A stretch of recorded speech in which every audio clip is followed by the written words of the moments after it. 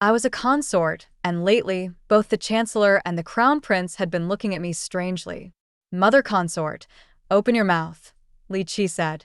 No, don't. Be good, he coaxed in a low voice. I obediently let the lychee into my mouth. What a touching scene of motherly love and filial piety, a cold voice suddenly cut in. I turned my head to see the Chancellor staring at us coldly, his gaze as sharp as a blade. Mother consort smells so sweet, Li Qi murmured lazily against my neck. Watch your manners, I said, pushing him away. But he caught my wrist, his narrow, fox-like eyes slightly narrowing as if he could see straight through me. Mother consort, you clearly enjoy it too, he said. The night dragged on as the rain pattered steadily outside. A gust of wind blew in, making the lotus-patterned bed curtains sway. I spoke hoarsely. I don't. By title, he was supposed to call me Mother Consort. How could I possibly be so deranged? He let out a low chuckle, a lazy, teasing glint in his eyes. Liar. Before I could react, he kissed me. I trembled uncontrollably, too weak to resist. So good, he murmured. The night was deep and still. His hoarse voice brushed past my ear like a spark, igniting something. If Mother Consort had always been this obedient, that would be perfect, he whispered.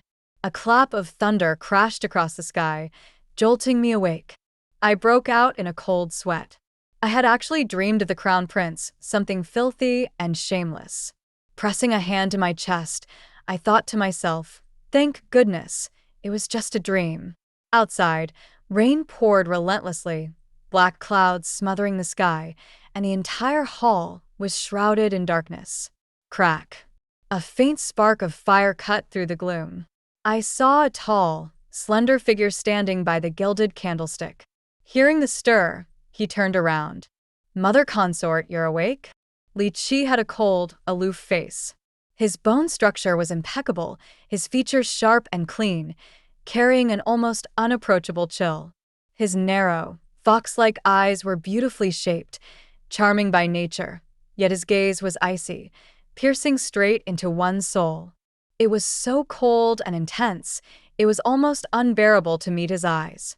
He just looked at me casually like that, and yet an overwhelming pressure seemed to radiate from him, making it instinctive to submit and fear. It was a natural, inborn nobility and authority. Fragments of my disturbing dream lingered in my mind. Staring at the young man before me, one word flashed through my head: desecration. I cursed myself inwardly. Mother Consort? Li Qi raised a brow slightly, his gaze flickering subtly. Snapping back to reality, I sucked in a sharp breath. At that moment, my robes were disheveled, and my hairpins were half fallen from my messy hair. I quickly pulled my collar together and cleared my throat.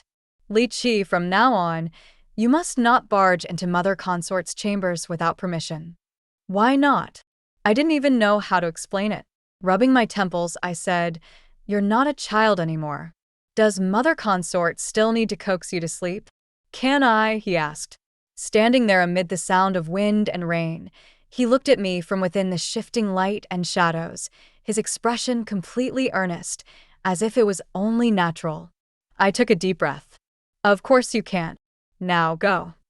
He reluctantly replied, all right then. But he didn't move. Why are you still standing there? Suddenly, he looked straight into my eyes and asked in a low voice, Mother Consort, did you dream about me? My heart skipped violently. What did you say? You called out my name, Li Qi, many times just now, he said. You must have misheard, I said stiffly. My thin underclothes were soaked with cold sweat. Shame burned in me. My name is Ji Yunfu. I was an abandoned baby, raised in a brothel. When I grew up, Jiang Yuyan bought me. Jiang Yuyan was the chancellor and also Li Qi's uncle. He fabricated an identity for me as a distant cousin and sent me into the palace. When I entered the palace, Li Qi was being raised by Empress Li.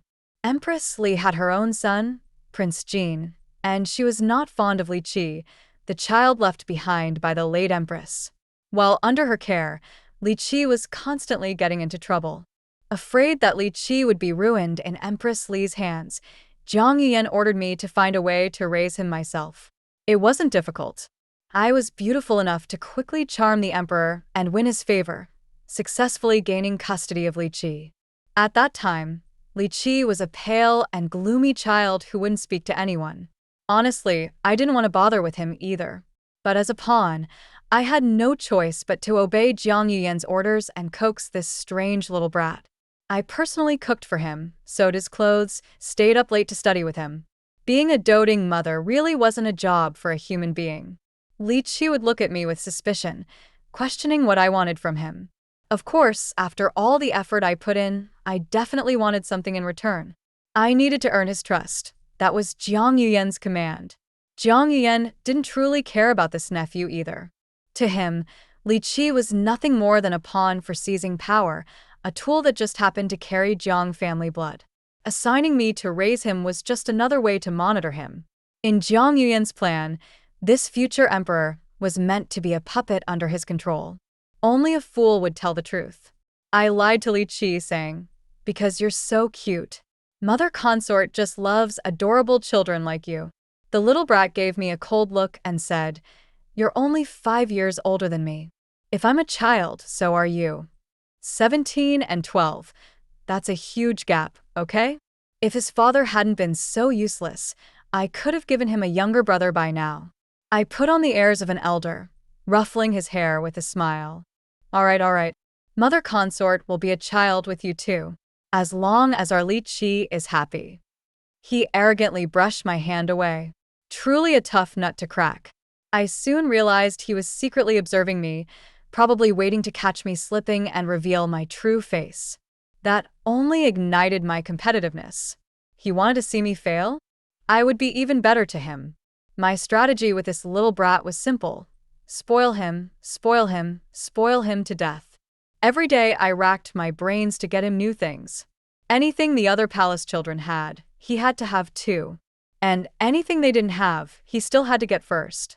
If anyone bullied him, I made sure they paid twice over. When Prince Jin smashed his cat, I threw snakes into Prince Jin's bed. When Empress Li made sarcastic remarks about how Li Qi had a mother who gave birth but not one who raised him, I cried pitifully before the Empress Dowager, getting her so worked up that she summoned Empress Li and slapped her across the face in public. I even made it known.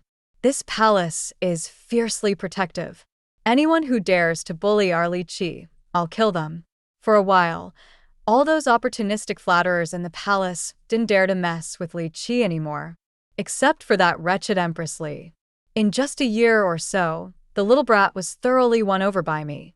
He started calling me mother consort sweetly and even acted clingy with me. Whenever there was thunder, he would come to my bedside with his pillow and blanket, rubbing his sleepy eyes. "Can your son sleep with you tonight?" ? Aren't you afraid of thunder, mother consort? Still pretending to be aloof, when obviously he was the one scared. I didn't call him out.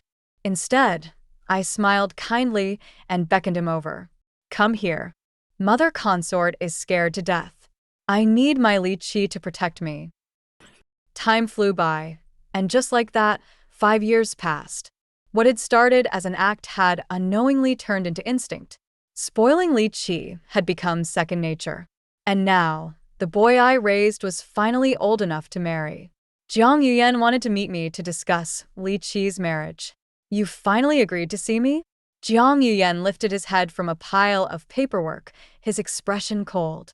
If I could help it, I would rather never see him again.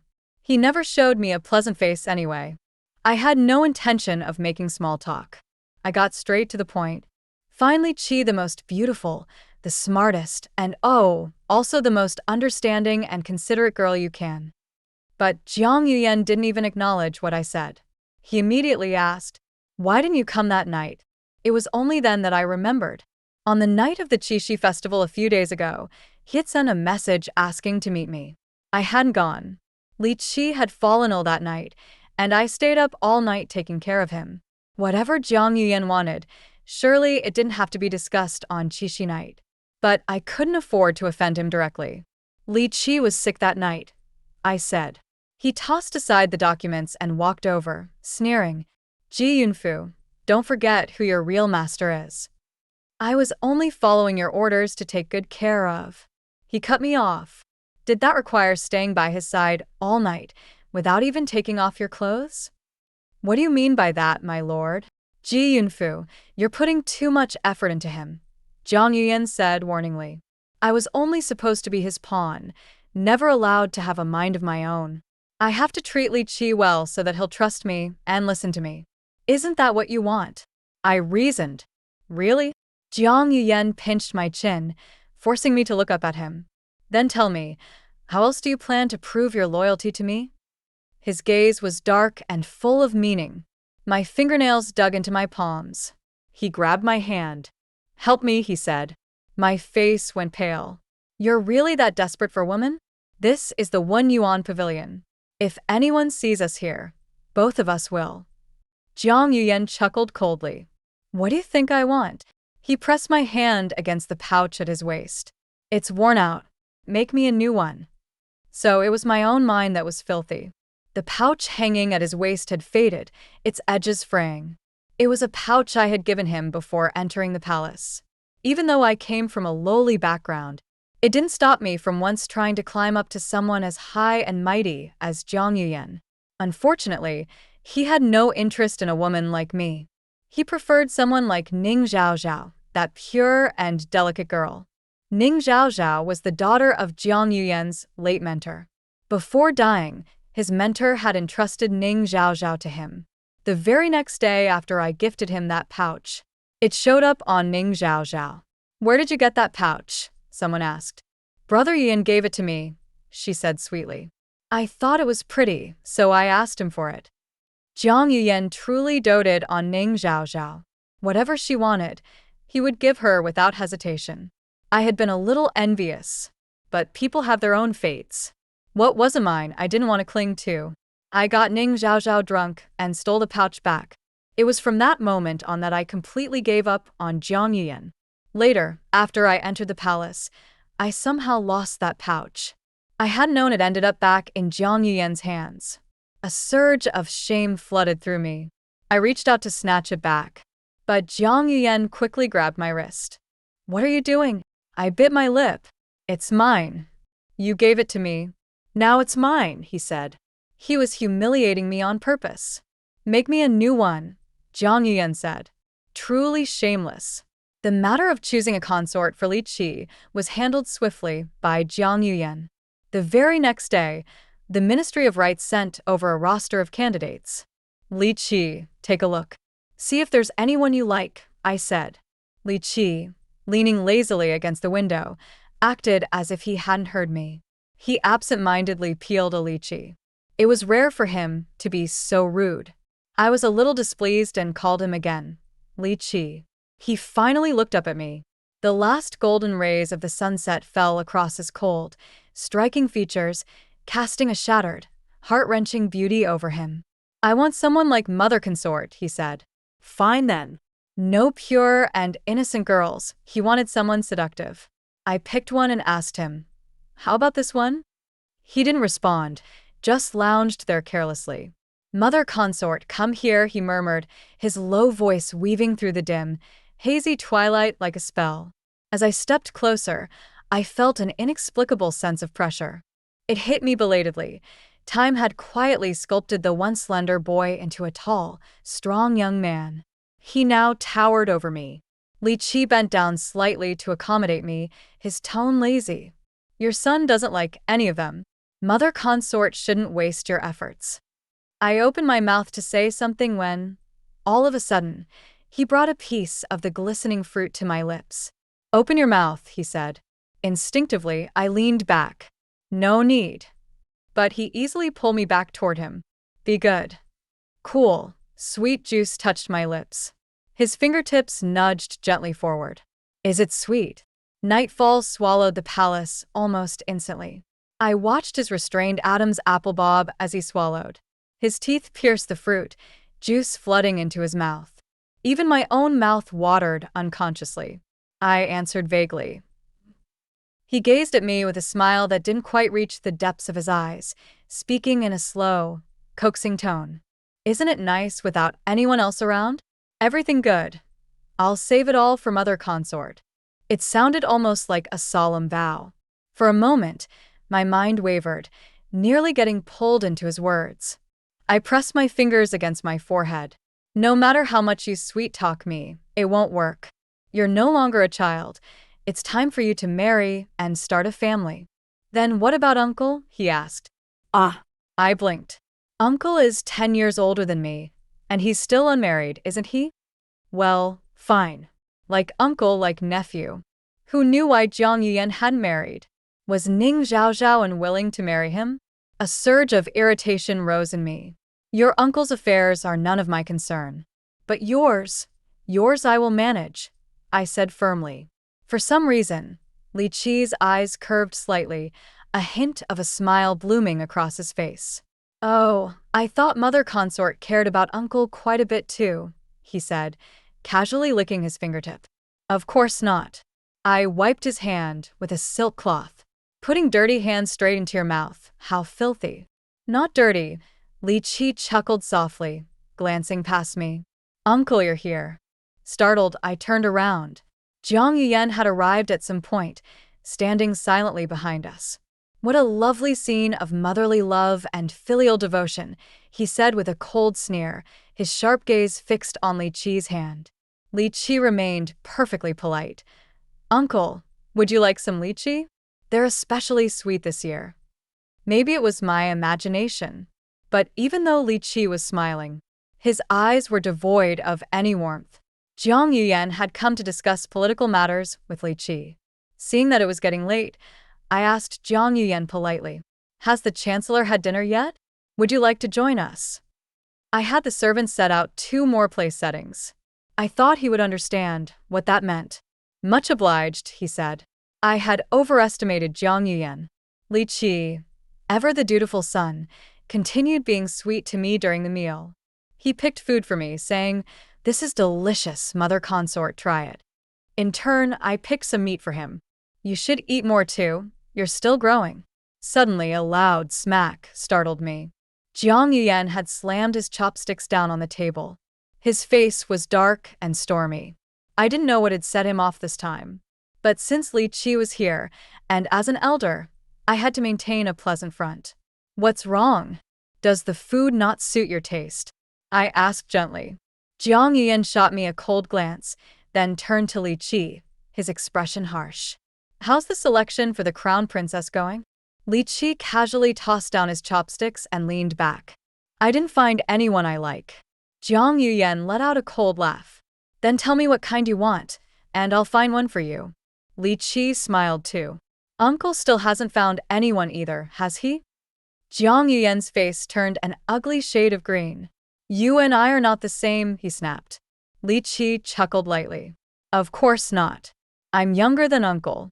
I have plenty of time to take it slow. The tension at the dinner table grew thick enough to cut with a knife. I massaged my temples in frustration. Who would have thought that the usually dignified chancellor and the steady crown prince could be so childish when arguing? I originally planned to stay out of it, but then they dragged me in. What does the consort think? Jiang Yuyan suddenly asked me. What do I think? When it came to Jiang Yuyan's marriage, I had no say. But for Li Qi's, I had at least some responsibility. Clearing my throat, I looked at Li Qi and said earnestly, Your uncle is only thinking of your best interests. Li Qi lowered his eyes. A shadow fell across his pale face, and a sneer tugged at the corner of his lips. Mother Consort really does obey Uncle's every word, he said bitterly. Then he pushed his chair back sharply and strode away, sleeves flicking behind him. I was stunned. Why was he suddenly angry? Jiang Yuyan's face, which had been grim before, now eased considerably. He picked up his chopsticks again and said, Let's eat. But Li Qi. I hesitated. Jiang Yuyan raised an eyebrow and stared at me, his tone displeased. Ji Yinfu, eat with me. Forget about him. I couldn't help but curse him silently. This was the Eastern Palace, after all. Yet the master was gone, and here he was, acting like he owned the place without a shred of shame. The meal was dull and tasteless. After finally sending off Jiang Yuyan, that harbinger of bad luck, I hurried to coax Li Qi. "Get up and eat," I said. "What's the point of mother consort caring about me?" Li Qi's muffled voice came from under the covers. Even at his age, he would still go on a hunger strike whenever he threw a tantrum. I found it a little funny. Reaching out to pull the blanket away, I said, "If I don't care about you, who will?" Li Qi gripped the blanket tightly, unmoving. "Being stubborn with mother consort?" I teased. The voice from under the covers was still sullen. "I wouldn't dare. Your son is just tired. Please leave, mother consort." "Not getting up, huh?"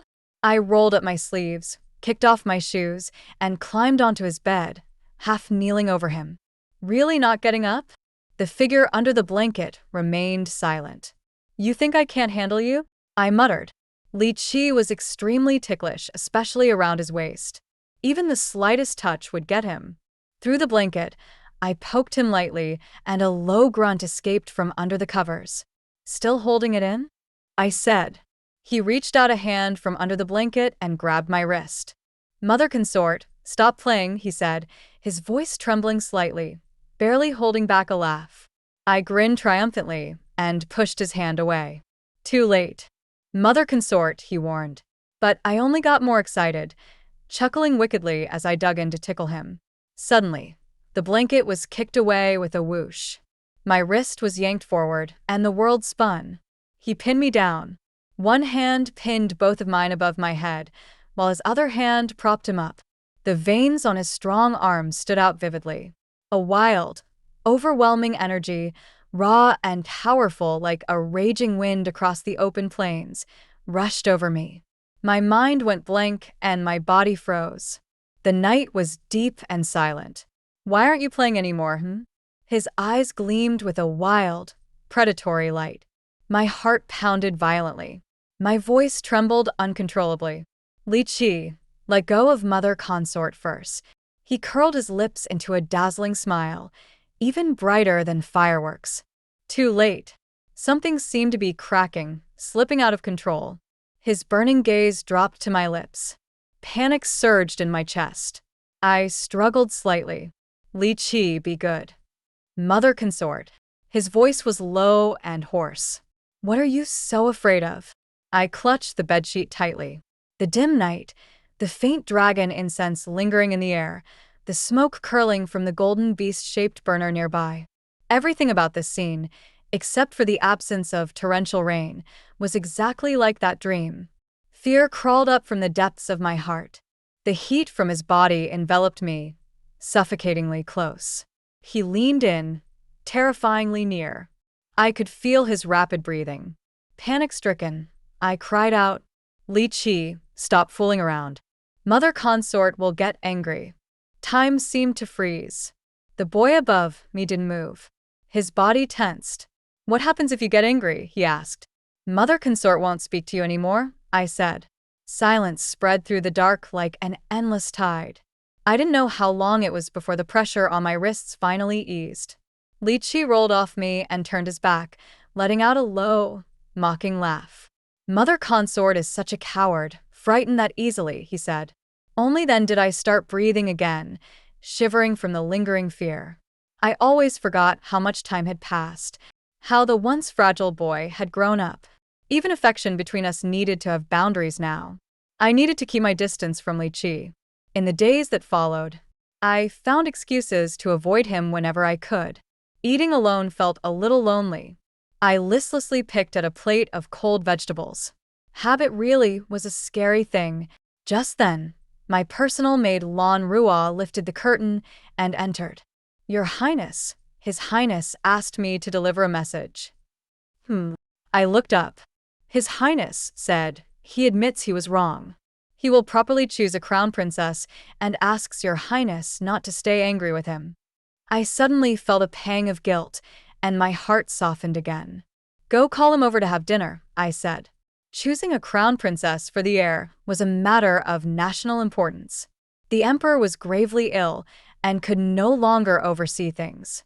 Thus, the Empress Dowager took charge, organizing a grand banquet and inviting all the officials and their families. Under the pretense of a gathering, but in truth, it was to scout for a suitable crown princess for Li Qi. On the day of the banquet, the empress seized the opportunity to arrange for her niece, Lin Tangdang, to be seated beside Li Qi. Lin Tangdang was very eager, calling him cousin this and cousin that, acting overly familiar. The empress put on a hypocritical smile and said, "Li Qi and Tangdang really make a lovely pair." It was just polite banter. I responded casually, "Indeed, a handsome man and a beautiful woman." As I spoke, I caught Li Qi suddenly turning his head to glance at me.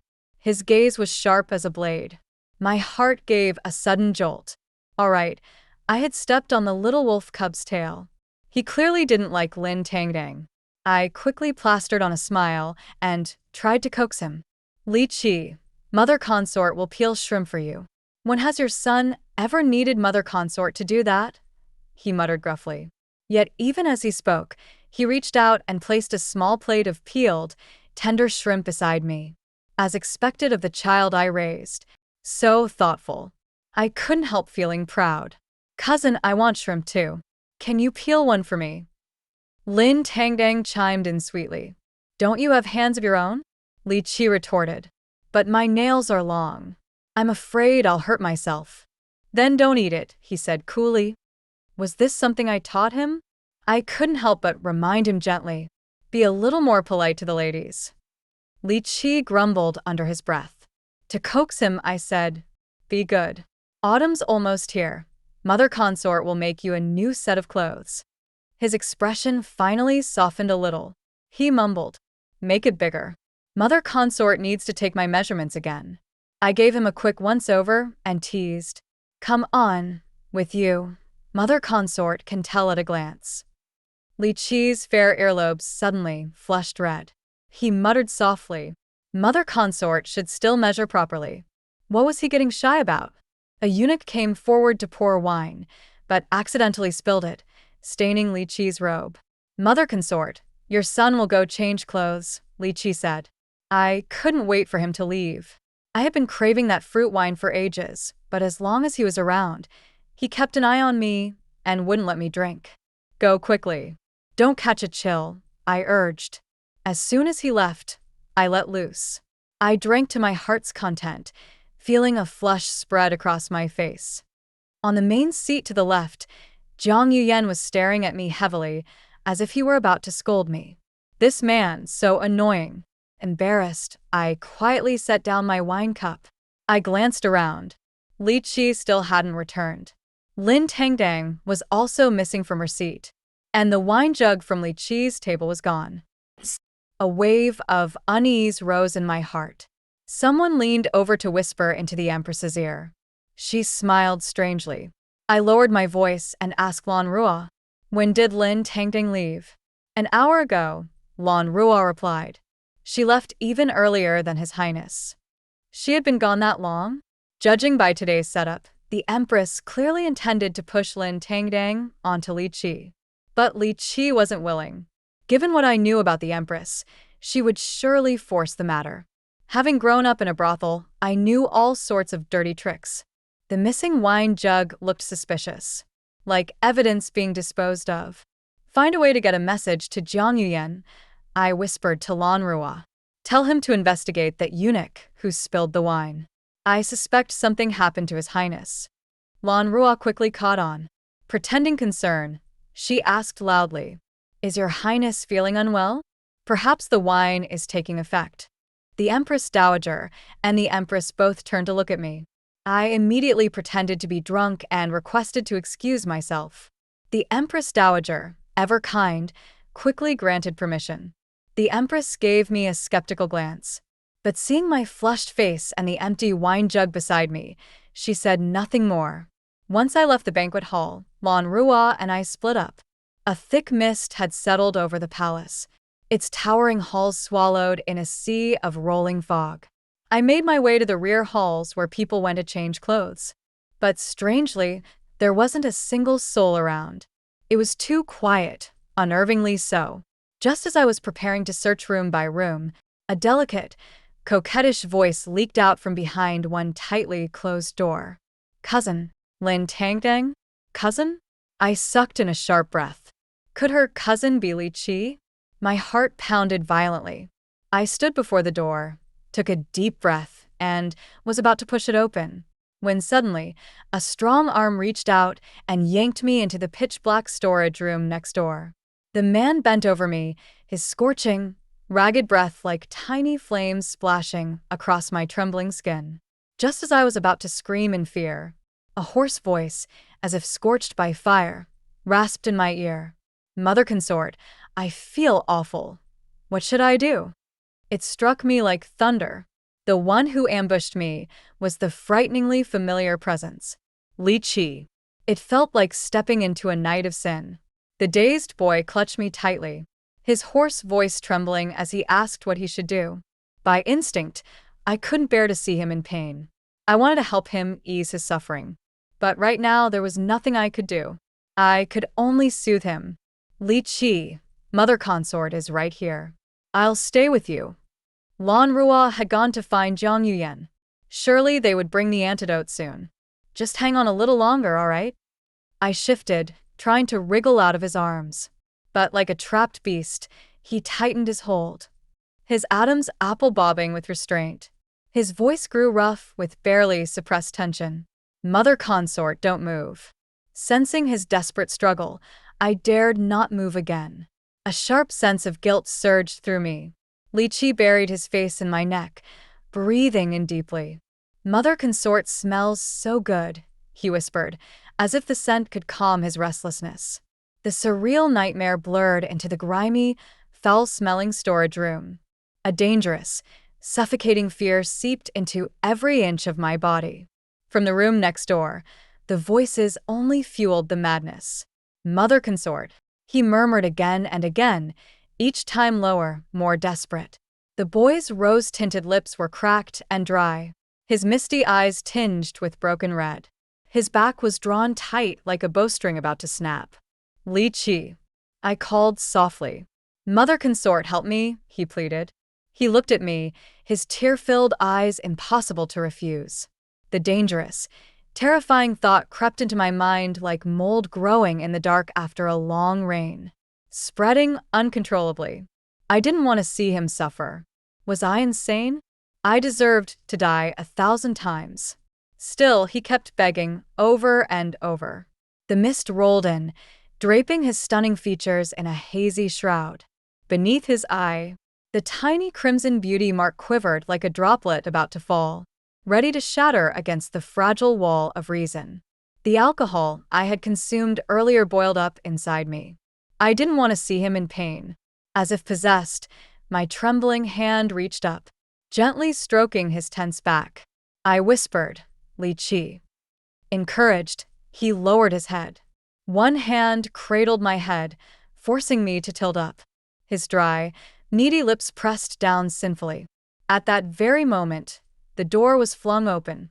Ji Yunfu. A cold voice snapped through the darkness, shattering the dangerous spell. I jolted awake, shoving Li Qi away with all my strength. The one who came was Jiang Yuyan. His face was thunderous as he yanked me toward him, and tossed a small porcelain bottle to Li Qi. The antidote, he said sharply. Trembling with fear, I melted into the crowd, watching the drama unfold around the Empress. She had led a group of people in a self-righteous charge into the neighboring room, only to catch her own son, Prince Jin, and Lin Tangdang in a compromising position. It was cousin who seduced me. Prince Jin shoved Lin Tangdang aside and threw out a slip of paper. Written on it were the words, "Cousin, I'm waiting for you at the changing rooms." Lin Tangdang cried hysterically. That note was meant for cousin Li Qi. It was Auntie, the Empress, who told me to do it. She said if I could make things happen tonight, I'd become crown princess. The Empress slapped Lin Tangdang hard across the face. You filthy thing. Dirty yourself and dare to drag others down with you. Prince Jin sneered. If you really got the wrong cousin, why didn't you push me away? It was dark. How was I supposed to know? Lin Tangdang wailed. You're just cheap. Throwing yourself at people. Mother told me, You've even had multiple miscarriages before." The crowd erupted in shocked whispers. Smack. The Empress Dowager, who had been watching coldly, slapped Prince Jean across the face. The Empress hurried to shield him. "Mother, he's still young." Smack. Another slap landed on the Empress herself.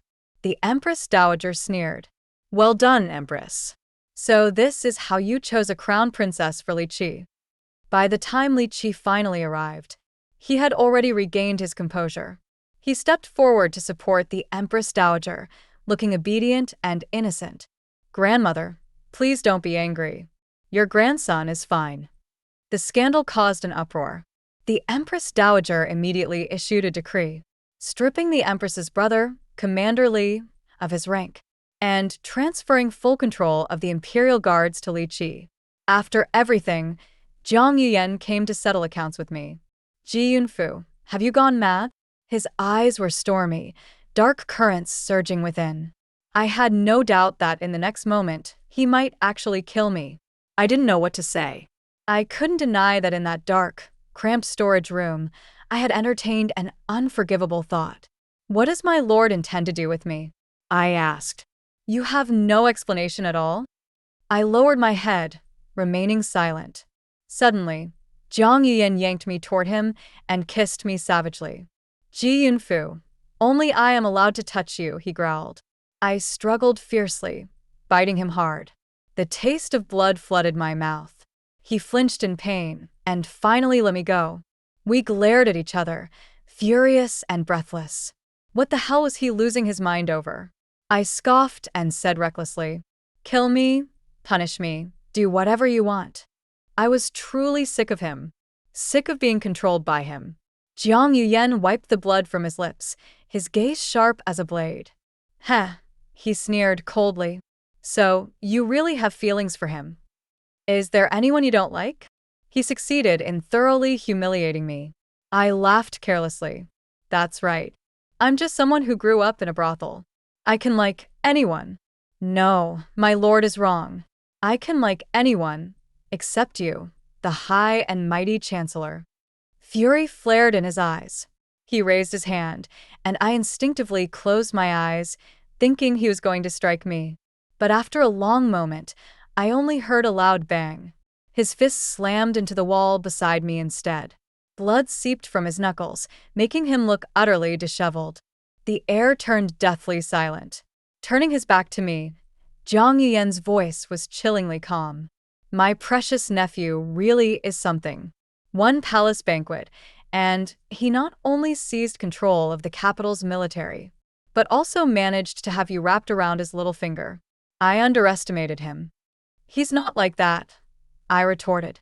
"Don't slander him. Li Qi was the boy I had raised with my own hands. How could he possibly scheme against me?" Jiang Yuyan let out a furious, mocking laugh. "Fine, Ji Yunfu. You're no longer of any use here. It's time for you to leave." My breath caught. "What do you mean?" "Your father in Huaizhou has fallen ill," he said coldly. "You are to return home and visit him." But I was an orphan. That home in Huaizhou, that father, they were all fake identities crafted by Jiang Yuyan. Now he said the palace no longer needed me. He was sending me back to my fake home. A chill ran through my heart. Was Jiang Yuyan planning to kill me? Only a dead consort wouldn't need to return to the palace. The Empress Dowager quickly approved my request to visit family. Lan Ruo was happily packing up my things. "Your Highness, I heard Huaizhou is beautiful. This time, I'll finally get to see it for myself." I interrupted her daydream and stuffed a bundle full of silver notes into her hands. "You're not coming with me," I said. "Keep this money for yourself." "Ah." Lan Ruo looked at me, eyes full of grievance. Lan Ruo had been with me since the brothel days. We were close. But I still didn't know exactly what Jiang Yuyan was planning for me in Huaizhou. If he really intended to kill me, I didn't want to drag Lan Ruo down with me. Besides, escaping would be easier alone. Was Mother Consort planning to leave without even telling her son? A cold voice interrupted my thoughts. I looked up. Li Qi was leaning against the screen, arms crossed, half his handsome face hidden in shadow. His gaze was dark and oppressive, making my heart tremble. Ever since that night, I hadn't had the courage to face him. He had been drugged, but what excuse did I have? Drunkenness? No matter how I tried to justify it, it was disgusting either way. I forced a stiff smile. Of course not. I was just about to send someone to inform you. Why has Mother Consort been avoiding me? Is it because of that night? Before he could finish, I cut him off sharply. You know you drank too much that night. You wouldn't listen to Mother Consort's advice. Turning to Lan Rua, I said, Leave us. I have something to discuss with His Highness. After Lan Rua left, only Li Qi and I remained. I wasn't avoiding you, I said. I've just been busy. I thought Mother Consort was angry about that night, he said quietly. I wasn't, I insisted, avoiding his eyes. Then why won't you look at me? Forced to meet his gaze, I said softly. Li Qi, forget about that night. It was just an accident. Mother Consort doesn't blame you. He lowered his head, his voice filled with lonely sadness. But you're angry. You're even abandoning me. He looked just like a little animal afraid of being abandoned. I almost gave in. Almost. But I couldn't. He was the future emperor, the child I raised. He called me Mother Consort, and I, bearing the title of Mother Consort, had nearly seduced an innocent boy. It was the most shameful thing imaginable. I had no right to stay by his side anymore. Even if Jiang Yuyan didn't force me to leave, I would still have to go. I sighed deeply. I'm just visiting family, I said. Visiting family, he echoed. Then why are you taking all your precious jewelry? For the first time, I found his sharpness terrifying. That's called returning home in glory. Don't you know? I said, forcing a smile. Then take me with you, he said. A dangerous light flickered in his eyes, possessive and burning. I grew even more agitated. Li Qi, you can't always cling to Mother Consort like this. It's unbecoming of a future emperor. Empress Li is constantly plotting to strip you of your position as crown prince. Even though you now control the capital's military, there are still many of their people embedded within the army. You should be thinking about how to consolidate your power.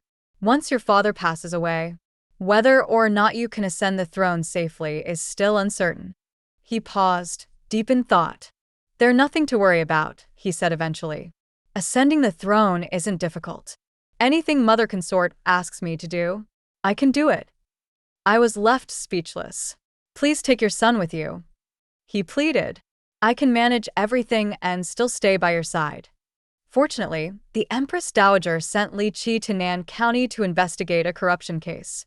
It was said to involve the Empress's faction, and the investigation would take some time. I breathed a sigh of relief. With him gone, things would be much easier to handle. But before this sensitive and suspicious boy left, he specially came to warn me. Wait obediently for your son to return. I brushed him off with a casual, got it. He emphasized again, Mother Consort, don't wander off. Otherwise. He narrowed his eyes, the look in them dangerous. Your son will be very angry. And what if you get angry? I teased. Mother Consort can try and see, he said, a threat lurking in his voice. I couldn't help but laugh. What? Are you going to eat me alive? He leaned down, ruffled my hair, and smiled obediently. If there's no other choice, maybe I will. Even though he was smiling, a sudden chill raced up the back of my neck. This child had the natural air of an emperor, the terrifying ability to laugh and joke even as he decided the fate of entire clans. I shook my head. No way. He's the boy I raised myself. What was there to fear? The very idea was laughable. The moment Li Qi left, I went straight to Jiang Yuyan's residence under the pretense of visiting the elderly Lady Jiang. Of course, visiting the old lady was just an excuse. I was really there to see Jiang Yuyan. Inside his study, I lowered my head and sincerely apologized. My lord, how could I possibly be so insane as to harbor feelings for him? Please, be magnanimous and forgive me, all right? My temper had cooled by now, and I realized how foolish I had been. I didn't want to risk my life by provoking Jiang Yuyan. But he saw straight through me with a single glance. Ji Yunfu, no matter how you pretend, it's useless. As for returning to Huaizhou to visit family, there's no negotiating. My attempt at apologizing and begging for mercy had failed. I had to come up with another plan. Just then, a pair of jealous eyes peeked through the crack of the door. Ning Zhao Zhao. A spark of inspiration struck me. My lord, do you still need a new pouch? I pulled a freshly made pouch from my sleeve. I stayed up several nights sewing it for you. Look at the dark circles under my eyes. Truthfully, I had been staying up sewing autumn clothes for Li Qi. The pouch? Lan Rua had made it for me. Still, the sleepless nights and the pouch were coming in handy now. For once, Jiang Yuyan's expression wavered. But he was still weighing things, not fully convinced yet. I sighed, opened the window, and said mournfully, "Forget it. I was just being sentimental again." Lifting my hand, I pretended I was about to toss the pouch out the window. "That's your sincerity?" he said, clearly irritated, and snatched the pouch from me. "Tie it on for me," he ordered coldly. Unable to hide my smirk, I bent down to tie it for him. As I did, I accidentally brushed against him. He let out a muffled grunt. I looked up innocently. I didn't mean to. Before I could finish, Jiang Yuyan suddenly scooped me up and set me down on his desk. With a sweep of his arm, all the books scattered to the floor. "Ji Yunfu, you came knocking on my door yourself today," he growled. Just then, a soft, girlish voice interrupted the heated moment. "Brother Yuyan." It was Ning Zhao Zhao. I breathed a huge sigh of relief. Finally, someone knocked. Jiang Yuyan's body stiffened. I took the opportunity to cling to him coquettishly and said teasingly, "Ignore her." "Brother Yuyan," Ning Zhao Zhao called again sweetly from outside. "It's raining, and I didn't bring an umbrella. Can I come in to take shelter?" Jiang Yuyan quickly pried my hands off him and turned to the door, his voice calm and composed. "I'm coming." Of course. As always, he favored Ning Zhao Zhao. I made sure to put on a pitiful, hurt expression. Jiang Yuyan glanced at me, wanting to say something but stopping himself. I straightened his rumpled robe, acting thoughtfully. "My lord, why haven't you married Lady Zhao Zhao yet? Shall I arrange a marriage for you?" He slapped my hand away, his face darkening. When Ning Zhao Zhao entered, the atmosphere turned awkward immediately. She sullenly gave me a reluctant greeting. I greeted her cheerfully in return and, as if by accident, asked, "Has Sister Ning ever been to Huaizhou?" Jiang Yuyan shot me a sharp warning glance. I pretended not to see it. "That's my hometown," I said brightly. "Beautiful mountains and clear waters. It's a wonderful place. In fact, I'll be going back to visit soon. And my cousin will be accompanying me." Ning Zhao Zhao's voice changed instantly. "Brother Yuyan is going with you?" I smiled sweetly. "Didn't he tell you?" "Ji Yunfu." Jiang Yuyan snapped, barely restraining his anger. I covered my mouth in mock surprise. "Oh, was I not supposed to mention that? I was just thinking it'd be fun to have Sister Ning join us. More company would make the journey more lively." Ning Zhao Zhao looked at Jiang Yuyan with teary eyes, as if accusing him of keeping secrets from her. Jiang Yuyan's face was livid, but he could only patiently explain. "It's a long and arduous journey, full of mountains and rivers. It would be too hard on you, Zhao Zhao. It's better if you don't come." Ning Zhao Zhao's eyes immediately reddened. "Brother Yuan, do you find me annoying?" Jiang Yuyan massaged his temples tiredly. "That's not what I meant." "Then why can't I come with you?" she pleaded. I quickly fanned the flames. "Sister Ning has been cooped up at home for so long. It's good for her to get out and see the world. Besides, with my cousin watching over us, what could possibly happen?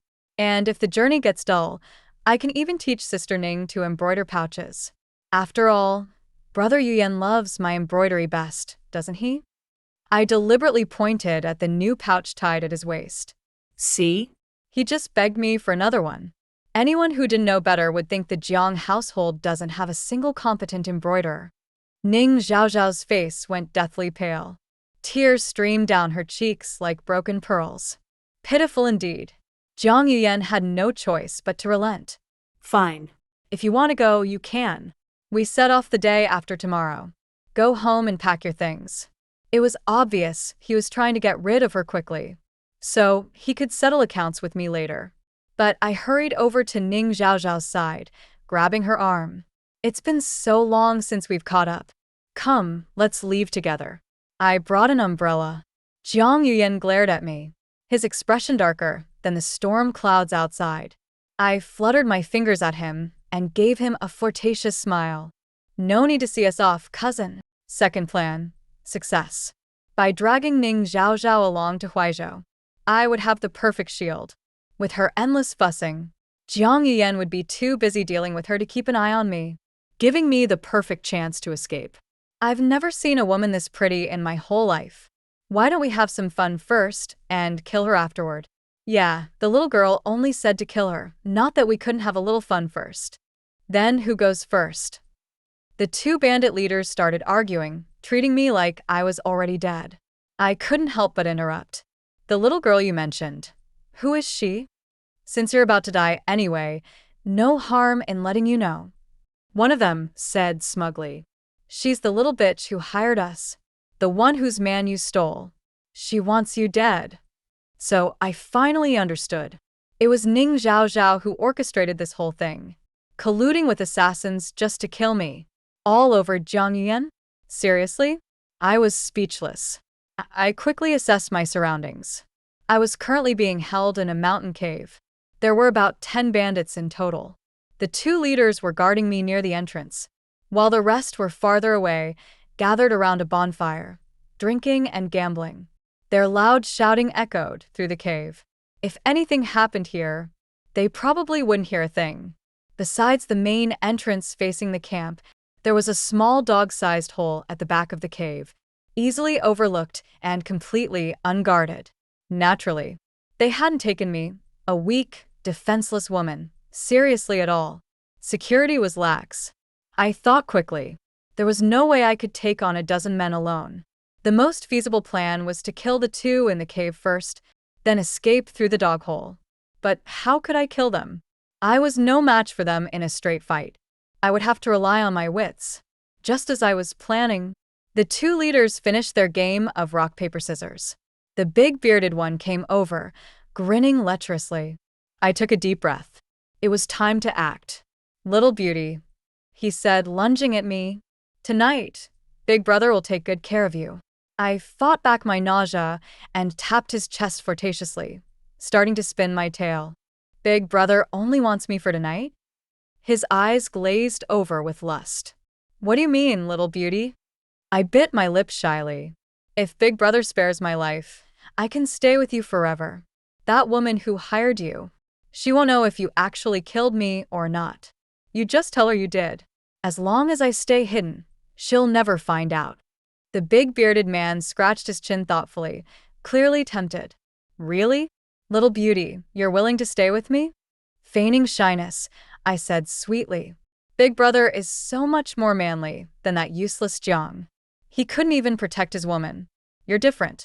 You make me feel safe. He bought it. His pride swelled as he grabbed my hand.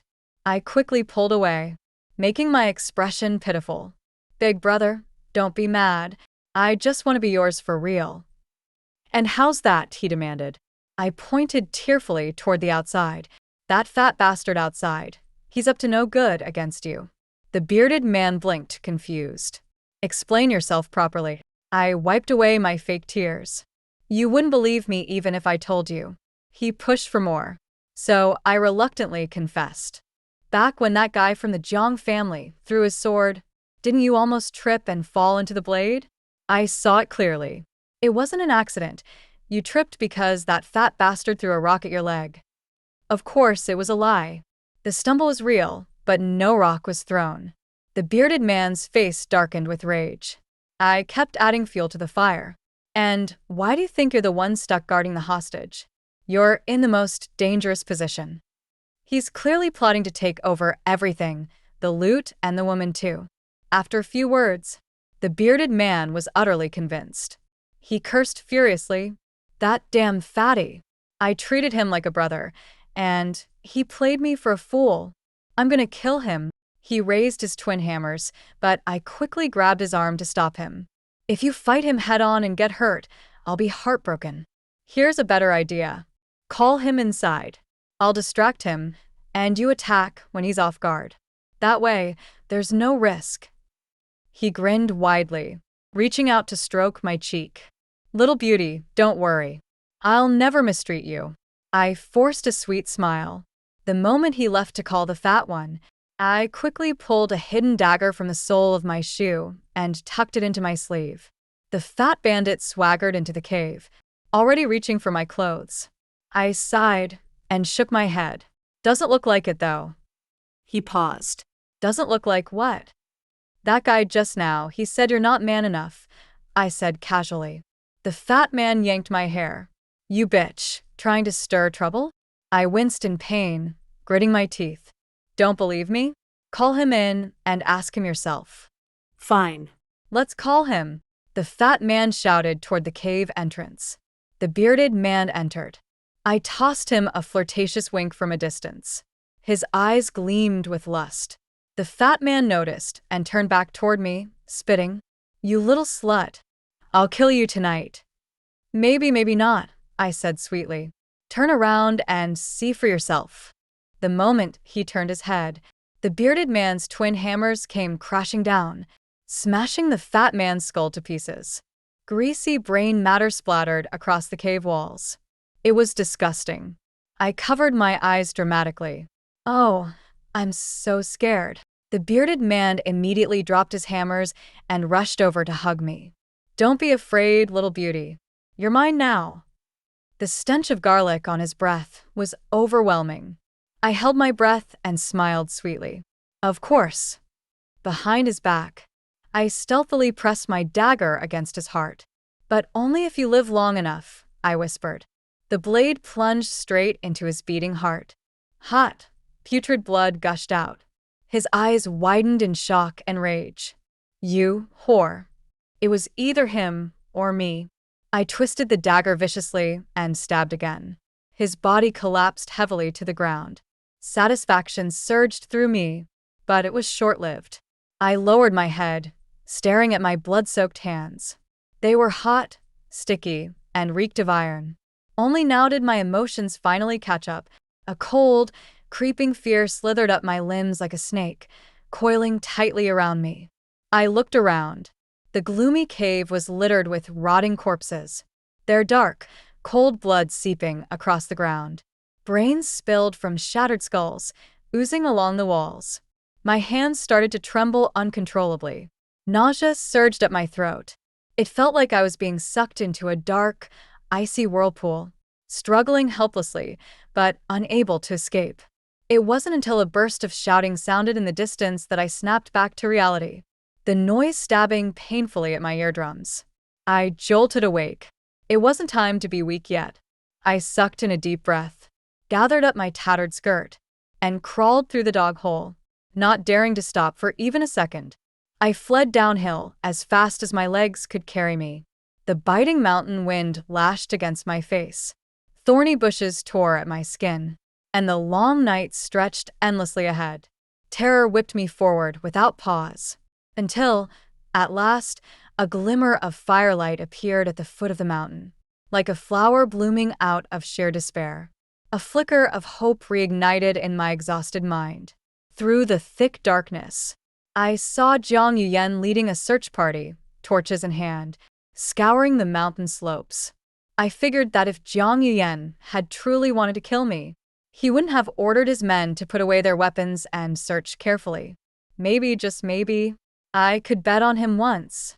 Bet that he would save me this time. The tall thickets between us blocked their view. They couldn't see me. Desperate, exhausted, I opened my mouth and tried to scream, Jiang Yuyan, I'm here. But luck seemed determined to mock me. In my panic, my throat was hoarse, and I could barely make a sound. At that moment, I saw Ning Zhaozhao lean close to Jiang Yuyan and whisper something. Immediately after, Jiang Yuyan gave a sharp command, and they all turned to head in the opposite direction. No. No, don't go. A primal survival instinct exploded inside me. My mind raced furiously. Even if my voice couldn't reach them, the thicket could. I gathered all my strength and began beating the bushes wildly, creating as much harsh noise as I could.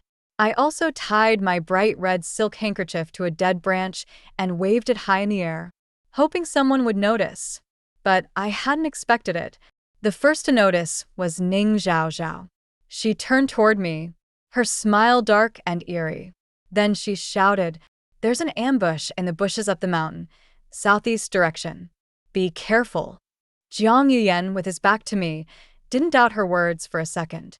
He immediately ordered, "Kill them all." My mind went completely blank. Bad luck. I had bet wrong. Before my eyes, a rain of arrows filled the sky, rushing toward me like a deadly storm. Something sharp and brutal pierced my body in an instant. The sheer force of the blow knocked me back several steps. A gust of wind swept past, snatching the red silk handkerchief from the dead branch and carrying it away into the night. Dazed, I clutched at my throbbing chest, reaching out in vain to catch the fluttering fabric. But my foot slipped, and I plummeted downward into the abyss. Jiang Yuyan felt a sudden, sharp pain in his chest. He immediately turned around, gazing up the mountain, but there was nothing to see. Only dark tree shadows bathed in lonely moonlight. An unexplainable, crushing sense of loss gripped his heart. "Ji Yunfu, where are you?" he murmured under his breath. "Brother Yuyan, I'm sorry. I must have seen wrong," Ning Zhao Zhao said sweetly. "It was just shadows, not an ambush." Jiang Yuyan exhaled heavily. "Search up the mountain," he ordered. "Look." Ning Zhao Zhao suddenly pointed northwest. "Isn't that Sister Ji's red handkerchief?" High up in the trees, a piece of red silk fluttered. Jiang Yuyan narrowed his eyes. He remembered it clearly. It was a handkerchief she treasured dearly. Maybe she had deliberately dropped it to leave him a clue. A surge of anxiety burned through his heart. He immediately ordered, "It's hers, search that way." I had been married for 2 years now, but we still hadn't consummated the marriage. At the moment, I was behaving a little shady, because I was secretly spying on a handsome young man while he slept. He had broad shoulders, a narrow waist, and long legs, curled up awkwardly on the narrow bed, yet even the cramped space couldn't diminish his noble aura. I licked my lips. This handsome young man was the most attractive man in Peach Blossom Village, and he was my man. Strictly speaking, he was the man I had married but not yet fully claimed. The night-blooming cereus outside the window had opened, filling the air with a rich, heady fragrance. Maybe he was thirsty. In his sleep, he unconsciously licked his lips, his Adam's apple bobbing slowly with emotion. A wild, alluring temptation grew in the darkness, spreading alongside the night air. Moonlight, soft as water, gently bathed his cool-colored lips. Silently, yet breathtakingly, he enticed me. I swallowed hard, gripped the edge of the bed, and leaned forward cautiously, inching closer to him. His breathing was steady and slow, mixing with my own frantic, shallow breaths. My heart pounded violently. Just as I was about to touch those soft lips, a hand gripped my chin with precision. "Fool, you mustn't," the man murmured, opening his cold, striking phoenix eyes and gazing at me with helpless indulgence. "Just one kiss," I pleaded. He scooped me up in his arms. "Be good. Go back to sleep," he said. I clung to his collar, kicking my legs in protest. "Aren't you my husband? Isn't it your duty to fulfill your responsibilities as a husband?" He looked like he was getting a headache. He pinned down my flailing legs. "You're still recovering from your illness. You shouldn't be moving around so much." It seemed I couldn't convince him tonight. My gaze drifted to his pronounced Adam's apple. I remembered last time. Just a light touch there had made his breathing completely lose rhythm. I secretly reached out my hand, creeping closer to that tempting spot. Just as I was about to succeed, he caught me again. Frustrated and embarrassed, I huffed. "Humph. I'm going to find a new husband." His gaze darkened dangerously. "What did you say? Are you asking for punishment?" I instantly remembered the last time he had punished me. My face flushed hotly. I hurriedly buried my face into his chest. I didn't say anything. Back in bed, I tossed and turned, unable to fall asleep. Were other people's husbands like this too? Married 2 or 3 years and still no consummation. I fell into deep thought. There were many things I couldn't remember anymore. Half a year ago, when I first woke up in Peach Blossom Village, the first person I saw was him. At that time, I had no idea who he was. "Who are you?" I asked blankly. He paused for a moment, then said slowly, "You don't recognize me? What are we to each other? Why should I recognize you?" He took a moment, then said carefully, "Fuer, I am your husband." I had been utterly shocked. Married? I couldn't believe it. He looked helpless but serious, saying that we had registered our marriage with the local magistrate. If I didn't believe him, I could always go check the records myself. Seeing his face, which hit every point on my beauty checklist, I stopped questioning him. But how did a woman from a brothel like me meet a man like him? Why was I in Peach Blossom Village? And why was my entire body wrapped in bandages, aching all over? My memory was a complete blank. He helped me piece it together. He said I had entered the palace to become a court musician. And he was a court music master. We often practiced together, exchanging musical knowledge, performing duets, and over time, affection naturally blossomed. The crown prince, being kind-hearted, granted us permission to leave the palace and live freely. We lived a peaceful, loving life, he farming, me weaving. As for the bandages, 2 years ago, during a trip, we were attacked by bandits. I fell off a cliff and was gravely injured. Luckily, a shaman found me and used a type of witchcraft to keep me alive. I had been unconscious for over a year before finally waking up. I had always trusted his words without question. But now, thinking about it, that line about, "We were very much in love," seemed suspicious. What kind of loving couple doesn't consummate their marriage? Just thinking about it made me furious. He flaunted that perfect face under my nose all day, and didn't even take responsibility. I kicked the blanket in frustration. A warning voice came from the couch by the window. "Cover yourself properly and sleep." I kicked the blanket again in protest. That was his final warning. I scrambled to sit up and obediently tucked myself under the covers. Fine. I'm sleeping, you big bully." The next day, still sulking with dark circles under my eyes, I hugged a basin full of laundry and trudged down to the creek. Several women were already gathered there, chattering and gossiping as they scrubbed clothes. Yawning, I half-listened until I heard one of the women say, "Men like to act tough. If they have, issues, they'll just pretend they're pure and noble." At once, my ears perked up. The symptoms matched perfectly. I casually tossed the washboard aside and focused all my attention. "My man was like that too," one woman said proudly. "Now he can't stay away from me. You just have to treat it early. The sooner the better." "How?" someone asked eagerly. "Leak dear penis." She rattled off a long list of food items. I hurriedly memorized everything. Suddenly, someone turned to me. "Hey, how's your Erling doing?" Several pairs of sparkling eyes stared at me. My man, with that face so good it could lure bees and butterflies, was the hottest gossip topic in the village. Family shame shouldn't be aired in public. Putting on a shy, proud face, I lowered my head and said, "I'd rather not say my legs are still weak. TSK tisk. No wonder you've got such dark circles." I chuckled awkwardly, but at that moment, a slow, deep male voice drifted past my ear. "Weak legs, I froze. Turning around stiffly, there he was, my husband, standing behind me, arms crossed, his pair of stunning phoenix eyes gleaming wickedly. He was looking at me with a half-smile, half-smirk. My face turned crimson, and I instinctively took a step back. But the next moment, he yanked me back firmly and scooped me up into his arms.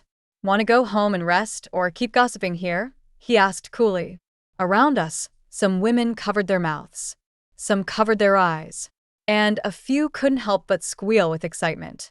Mortified, I covered my face with my hands. Stop it. You're embarrassing me to death. Put me down. Instead, his arms tightened even more. Didn't you say your legs were weak, my wife? What will it be, here or home? I squirmed in his arms, stammering, H home. He strode away, carrying me easily. Wait, the basin, the clothes, the washboard. I protested. Leave them. We can buy new ones, he said without hesitation. I tugged anxiously at his sleeve. Why are we rushing home like this?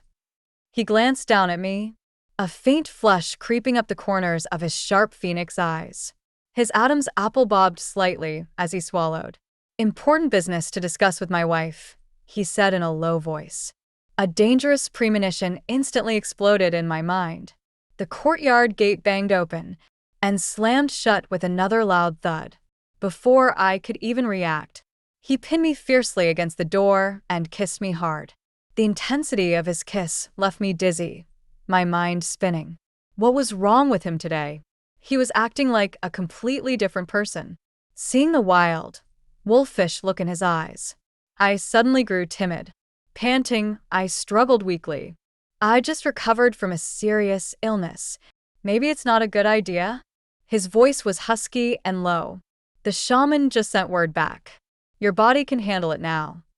I froze, my face burning so hot it could have dripped blood. You asked the shaman? I shrieked. He stared at me intently, his gaze so fierce it felt like it could devour me whole.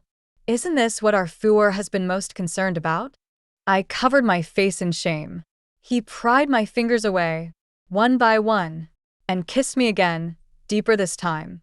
The fragrance of pear blossoms outside rushed in, wrapping around us like a warm spring breeze. The distant mountains stood in clear view, the skies nearby a dazzling blue, yet none of it could compare to the devastating beauty of the tear-shaped mole under his eye. His voice, deep and coaxing, brushed against my ear. Fuer, do you like Erling? Biting my lip, my eyes shimmering. I nodded. Even if Erling's identity isn't what you think it is, he asked. I nodded again. That seemed to be all the permission he needed. All his restraint shattered. Hairpins clattered to the floor. White silk fluttered into the pear tree branches. The wind billowed, pulling the fabric open to block the prying gaze of spring. A chubby little tabby cat scurried over, naively clutching his leg, meowing for attention. The man, usually soft-hearted when it came to his cat, did not even glance down. His breathing was heavy and disordered. Nan, he said hoarsely. Not now. Right now. I belong to her. Blushing furiously, I covered his mouth with my hand. He looked at me, smiling softly, and, in that smile, all the cold loneliness in his eyes shattered into endless pieces, filling them with spring light. In that instant, my heart trembled violently. I didn't know whether it was because of the tenderness in his gaze, or because of the vivid red tear mole beneath his eye. Morning smoke curled into the sky. The soft dawn turned into a blazing noon. I dozed off in his arms, drowsy and content. In my dreams, scattered fragments flashed by, like fish leaping into golden sunlight. Someone like Mother Consort. Mother Consort smells so nice. Mother Consort, help me. Could you even eat Mother Consort alive? If there's no other way, then so be it. The fragrance of incense coiled lazily from the auspicious beast-shaped burner. Behind the pearl curtains, a man and a woman sat side by side.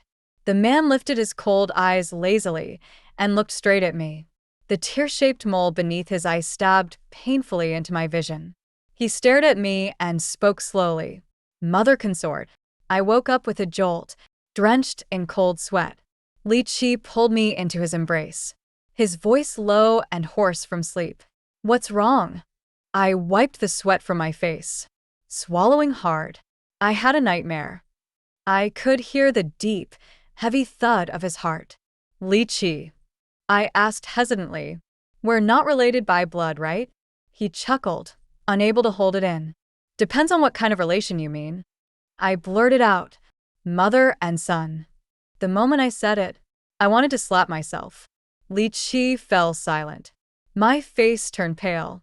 I looked up at him nervously. Finally, he smiled. Our Fuer must still be half asleep. I let out a huge sigh of relief. Scared me to death. I actually dreamed you were calling me mother consort. He just gazed at me silently. I continued asking, what were we like before? He seemed to snap out of his daze. Nothing special. Just a man and a woman who happened to meet in the palace and happened to fall in love. I glared at him. That's so boring. Where's the romance? He ruffled my hair fondly. The fact that our Fuer was willing to love me, that's already extraordinary enough. Something slammed into my heart heavily. I suddenly wanted to know more. More of our memories. I pressed him for details. Who fell in love first? Without hesitation, he said, me. I couldn't help smiling. Who made the first move? Always me, he said. Why you? Instinct. He was shameless. I blushed a little. Then how did you manage to marry me? He lazily shifted positions, Smirking. a bit of trickery, a bit of coaxing. You scoundrel. Tell me the details. He yawned. Sleepy. No sleeping. He closed his eyes and pretended to doze. I shook him frantically. Ah. No sleeping. I haven't finished asking. Helpless. He opened his eyes. One last question. I thought hard. When were you happiest with me? His voice suddenly grew solemn. This moment. Right now. Huh. He wrapped one arm around me and carried me to the window. With a gentle push, the entire bright, endless sky came into view. We finally got to see the light of day. His gaze toward the heavens was burning hot. What? Were we not allowed to be in the light before? I asked. He tilted his head, that little tear mole trembling slightly. Because Fuer was a coward. You didn't dare break the rules to be with me. Maybe the old me had been too afraid to break palace laws. But it doesn't matter now. He whispered into my ear, pressing me against the window. You just stand still. I'll walk toward you. My heart shuddered violently again. I couldn't help but ask, won't you get tired? The light in his eyes burned with an almost destructive intensity. Never. As long as you're there. And then, that wicked glint returned to his wolfish gaze, sending my heart into panic again. I bit my lip. Weren't you sleepy just now? His voice, dark and rough, replied. Fuer can keep me awake. The white doves slicing across the clear sky, the chicks chirping noisily in the yard, even the little tabby cat sneaking around the kitchen. They were all looking at me strangely now. An unrestrained man was truly terrifying. I had no one to blame but myself. If you can't walk, Erlang will carry you, he said. I lifted my soft, cotton-like leg and kicked him hard. Don't even touch me with a single finger. So much for all that so-called gentleness and restraint. It had all been an act. He was nothing but a starved wolf. But my warning had no effect whatsoever. He ignored it completely, grabbed my leg without hesitation. How about putting an anklet on Fuer? He said teasingly. His touch sent waves of tingling sensations through me. My heart trembled violently. Instinctively, I tried to pull back. But he gripped tighter, his burning gaze locking onto me. He had me completely in his grasp. Biting my lip, my voice trembled as I stammered. What's the anklet for? So it jingles when you move. It'll be beautiful. And it'll sound beautiful too. I bit my finger anxiously. As long as he didn't make too many demands, I usually gave in. After all, who wouldn't want to spoil their own man? My cheeks flushed deep red. But there's no place in the village that sells anklets. We'll get one on the next trip, he said casually. I froze. Another trip? He was leaving again? Disappointment weighed heavily on my heart. He quickly noticed my change in mood. What's wrong? You don't want to let me go. My nose stung. It's not like we need that much money. Can't you stop doing these business trips? Just one last trip. he said, his lazy voice brushing against my ear, low and deep. If it goes well, I'll make our Fuer the richest lady in the world. What are you doing? Robbing people on the road? How could one trip make that much money? I grumbled suspiciously. He chuckled, deliberately scaring me. Something like that. Humph. He was always teasing me. I turned my head away in protest.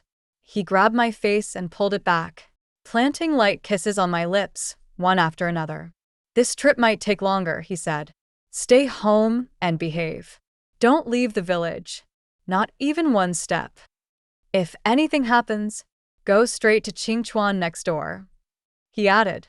Qingchuan was a servant Li Qi had bought. Yeah, I know. He said this every time he left, repeating it 100 times over. Honestly, I sometimes wondered if he was some wanted outlaw, afraid old enemies would come looking for him. What was there to fear, anyway?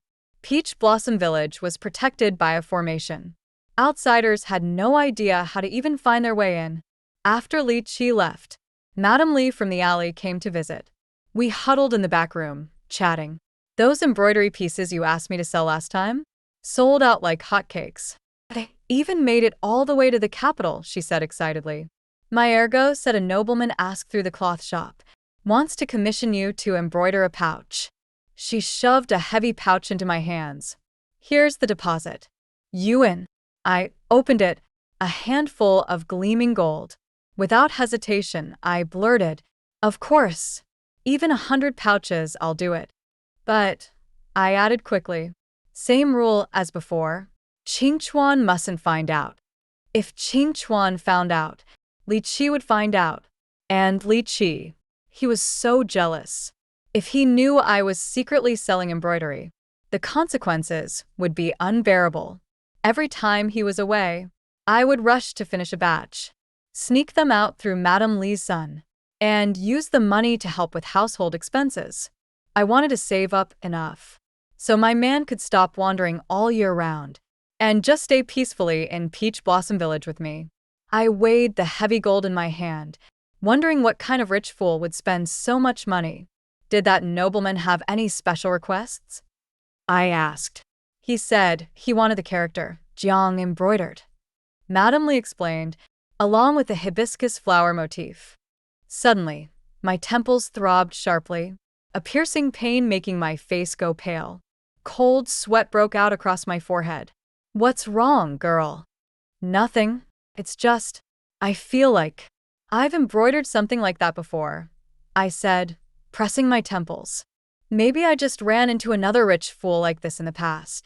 But still, I frowned. Who spends this much money on a pouch? Could it be a scam? My ergo checked, Madame Li said reassuringly. The nobleman said your stitching reminded him of his deceased wife. He just wants something to remember her by. Poor guy, I murmured. I'll pull a few all-nighters to finish it quickly, do a good deed. Soon, I finished the pouch and handed it off to Madame Li. A few days later, she came back, beaming, and dropped off an even heavier bag of gold. The nobleman was very satisfied. He wanted to come thank you personally, but you know the village rules. No outsiders allowed. So ergo refused. Good, I said quickly. Whatever you do, Don't let him find out about me. if Erling knew, he'd ignore me for sure. Madame Li sked. You really are tightly controlled by your husband, I huffed. This is called spoiling your man, okay? Not long after, Ergo married a wife named Lu Dai. She was pretty, quick-witted, and incredibly good at buttering people up. She clung to me every day, calling me sister sweetly, begging me to teach her embroidery so she could earn money. Since I had time to kill, I agreed. In return, she often sent me little treats. Coincidentally, she made my favorite, peach crisps. The sweet, buttery aroma was irresistible. The moment I picked one up and brought it to my mouth, Qingchuan, who had been perched on the wall keeping watch, Hurled a stone at me. Madam, he said sternly, young master ordered. No eating food from others. Qingchuan, I said, smiling slyly. Who does young master listen to? To madam, he replied, confused. Then if you listen to young master, and young master listens to me, shouldn't you listen to me too? Ching Chuan scratched his head, looking like he was trying to do complex math. Besides, I added, you're right here watching me. If something goes wrong, you'll know immediately, right? He nodded seriously. Right. If she tries to poison you, I'll kill her. So can I eat now? Ching Chuan jumped down from the wall, pricked the peach crisp with a silver needle to check for poison, then solemnly declared, Madam, please eat. What was I, some kind of pampered empress, needing a food taster just to have a snack? Thus, under Ching Chuan's ever-watchful eye, I ate peach crisps happily for about 10 days. Nothing happened. In fact, I became addicted. Every afternoon, like clockwork. It was like a little greedy monster in me woke up, craving peach crisps. But that afternoon, I kept glancing around, waiting. The sky darkened, and Lu Dai still hadn't come. I grew restless. Missing her. Still no sign of her. I missed her even more.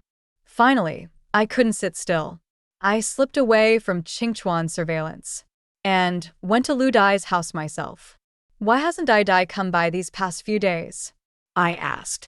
Oh, Ergo went out on a trading trip again. I've been busy at home, so I didn't have time to visit, sister. Lu Dai explained sweetly. As she spoke, I caught sight of a plate of peach crisps on the table. My mouth watered instinctively. As if reading my mind, Lu Dai smiled and pushed the plate toward me. Sister, want some? I hesitated out of politeness. I've already eaten. You should keep them for yourself. I can't finish them alone. My mother-in-law doesn't like sweets either. Please help me out, sister. Who could refuse such a pretty little sister? Reluctantly, I agreed. Well then, I suppose I'll oblige. And so we chatted idly while I munched on peach crisps. But before long, a wave of sleepiness hit me hard. I shook my head, trying to stay awake. Sister, are you okay? Lu Dai asked, concerned. I rubbed my eyes and stood up, only to feel my legs give out beneath me. What's happening? Why am I so dizzy? My vision blurred. Lu Dai seemed to split into two figures. She grabbed my wrist and smiled sweetly. Sister, you should go home now. Back to where you belong. Lu Dai. A terrible premonition exploded in my chest. I tried to pull away, but my body was completely limp. Sister, she said softly, our master has been waiting for you for a long time. Time to go. Her words sounded like a curse, wrapping around my throat, suffocating me with dread. I was pushed onto a carriage.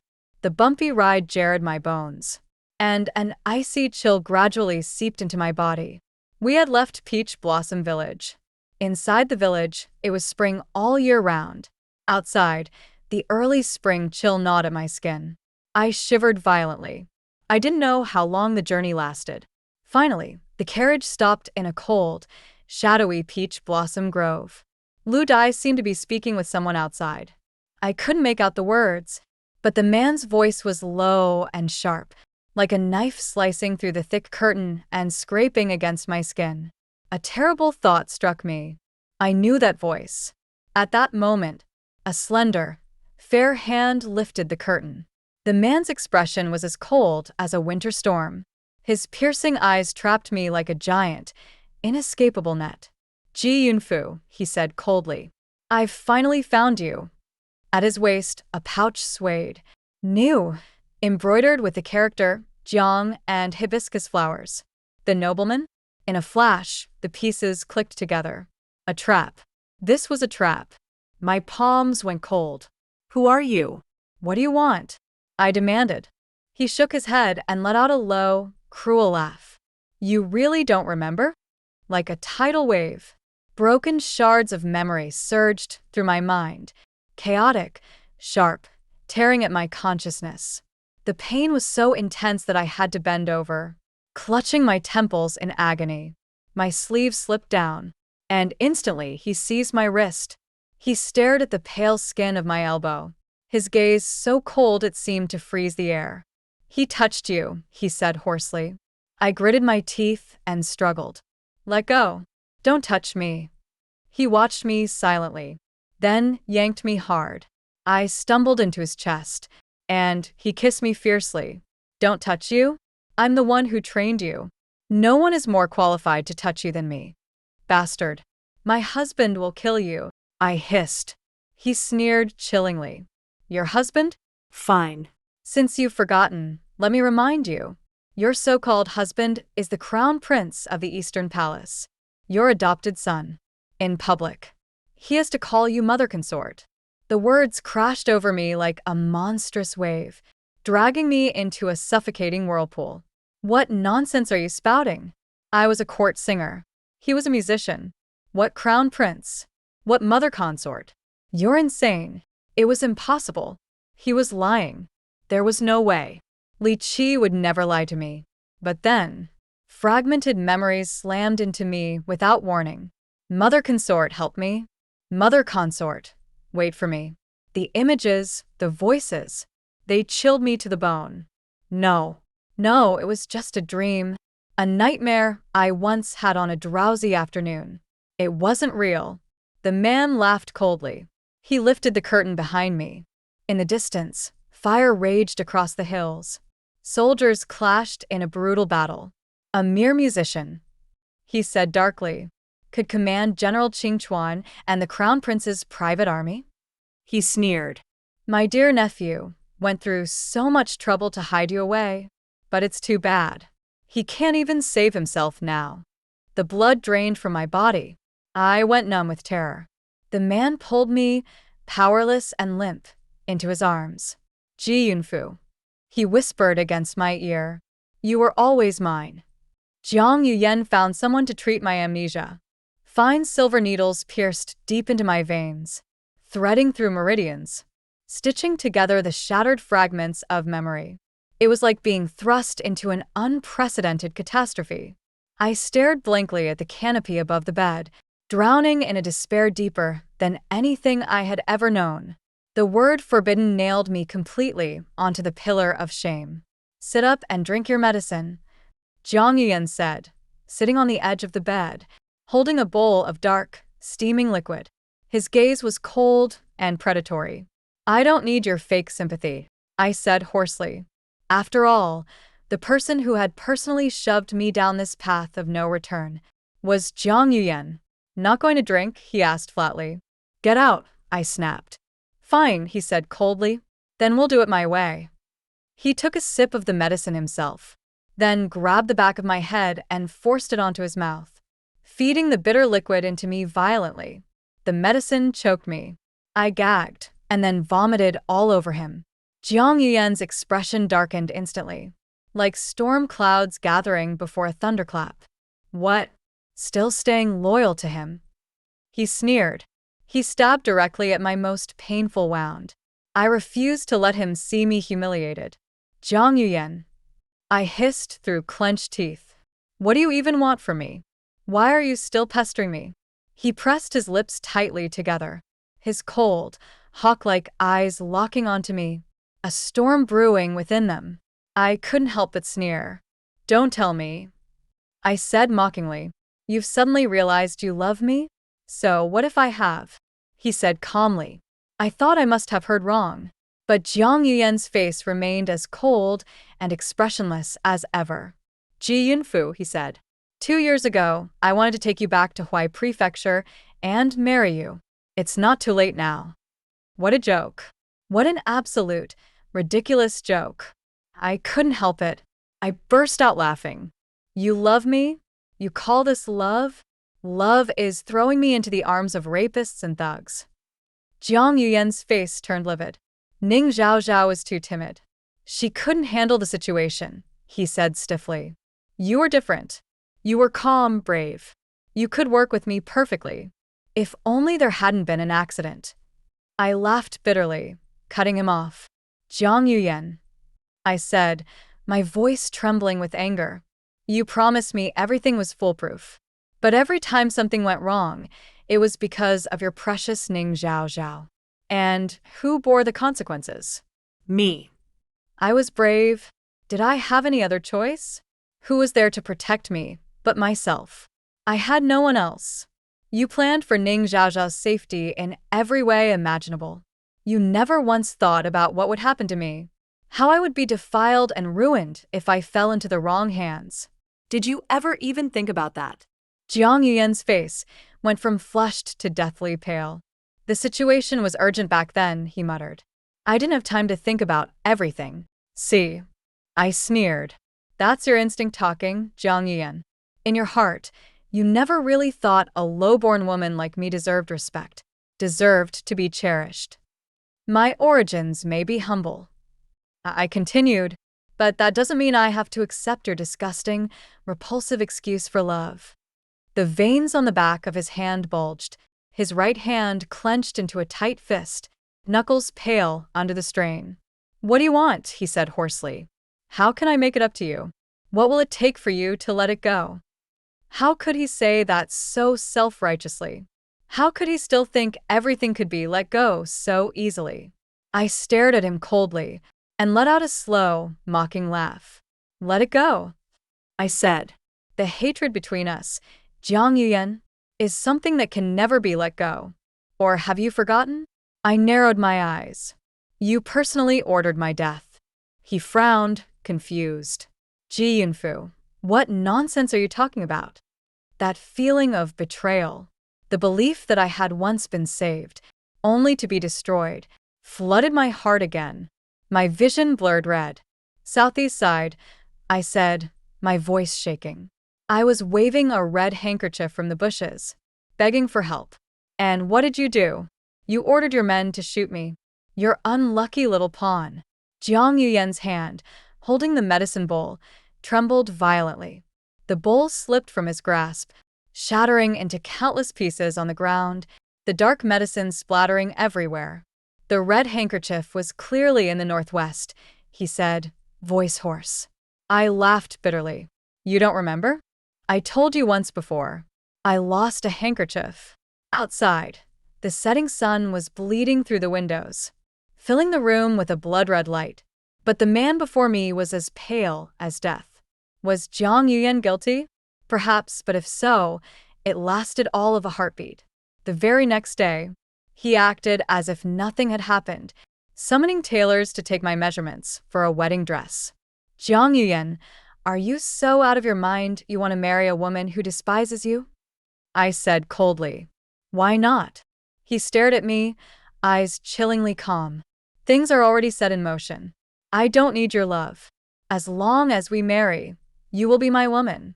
Bear me sons, grow old with me, share my bed, live and die by my side. Shameless. Absolutely shameless. Anyone foolish enough to bet on Jiang Yuyan's conscience would lose everything. Keep dreaming, I spat. Why would I ever marry a murderer like you? Or would you rather watch him die? He struck without mercy, hitting me squarely in my weakest spot. I knew what I should do. The wolf cub I had raised had lied to me, had orchestrated an unforgivable calamity. As an elder, I should have crushed this disaster with my own hands. I should have turned away. But after 7 years of depending on each other, I couldn't do it. I simply couldn't. I drew in a sharp breath. What happened to him? The emperor is critically ill. The empress struck first, she's rebelled. They ambushed Achi on his way back to the palace. When I arrived, he was already gravely wounded and unconscious. How could he travel without guards? I demanded. Jiang Yuyan laughed coldly. My dear nephew, blinded by lust, kept his escort minimal every time he snuck off to Peach Blossom Village. This time was even worse. He left his private army behind to protect you. A wave of fear crashed over me, boiling through my veins. He had been gone for more than a month, and not a single letter had come. Now it all made horrible sense. I struggled to suppress my terror and asked, forcing my voice steady, So, what's the situation inside the palace now? The Empress has locked up the Empress Dowager. Once Achi dies, she'll have King Jin forge a decree and seize the throne. You're his uncle, I said, heart pounding. You're in the same boat. You wouldn't be stupid enough to hand Achi over, would you? Jiang Yuyan smirked. Maybe. Maybe not. After all, Achi isn't the only prince. There's King Jean too. I froze.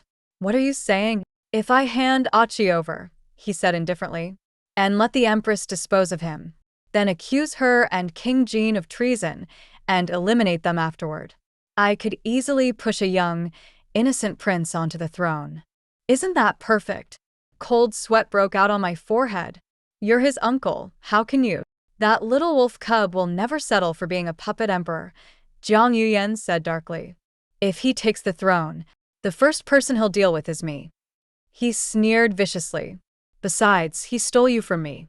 How could I ever let him live? Jiang Yuyan, you're insane. I hissed. So what if I am, he said icily. Ji Yunfu, if you want to save him, marry me, be a good wife, and I'll spare his life. I laughed bitterly. Do you really expect me to believe you'll abandon all your ambitions for my sake? Jiang Yuyan smiled faintly. Of course not. But once the crown prince officially dies, I can still eliminate the Empress and King Jean. Whether Achi truly lives or dies depends on you, Ji Yunfu. A chill crept up the back of my neck.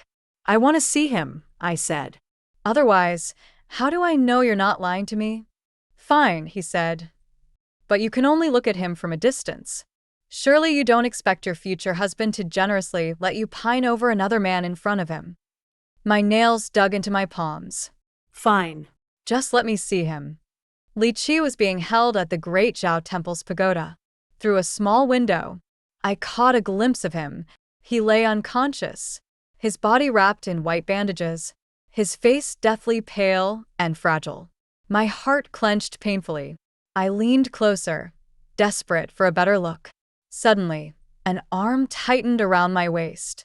Jiang Yuyan pulled me back against him. If you keep looking, he whispered coldly, I won't mind making love to you right here, in front of him. My blood ran cold. On the bed, Li Qi stirred faintly, as if about to wake. I gasped in panic, rushed to shut the window, and grabbed Jiang Yuyan's hand with trembling fingers. I'll go with you, I said hoarsely. Jiang Yuyan began preparing for a grand wedding. He even brought me to see the old Madame Jiang. The moment the old lady saw me, her face twisted in rage. She grabbed her cane and hurled it at us. This is the woman you chose after searching high and low, she shouted.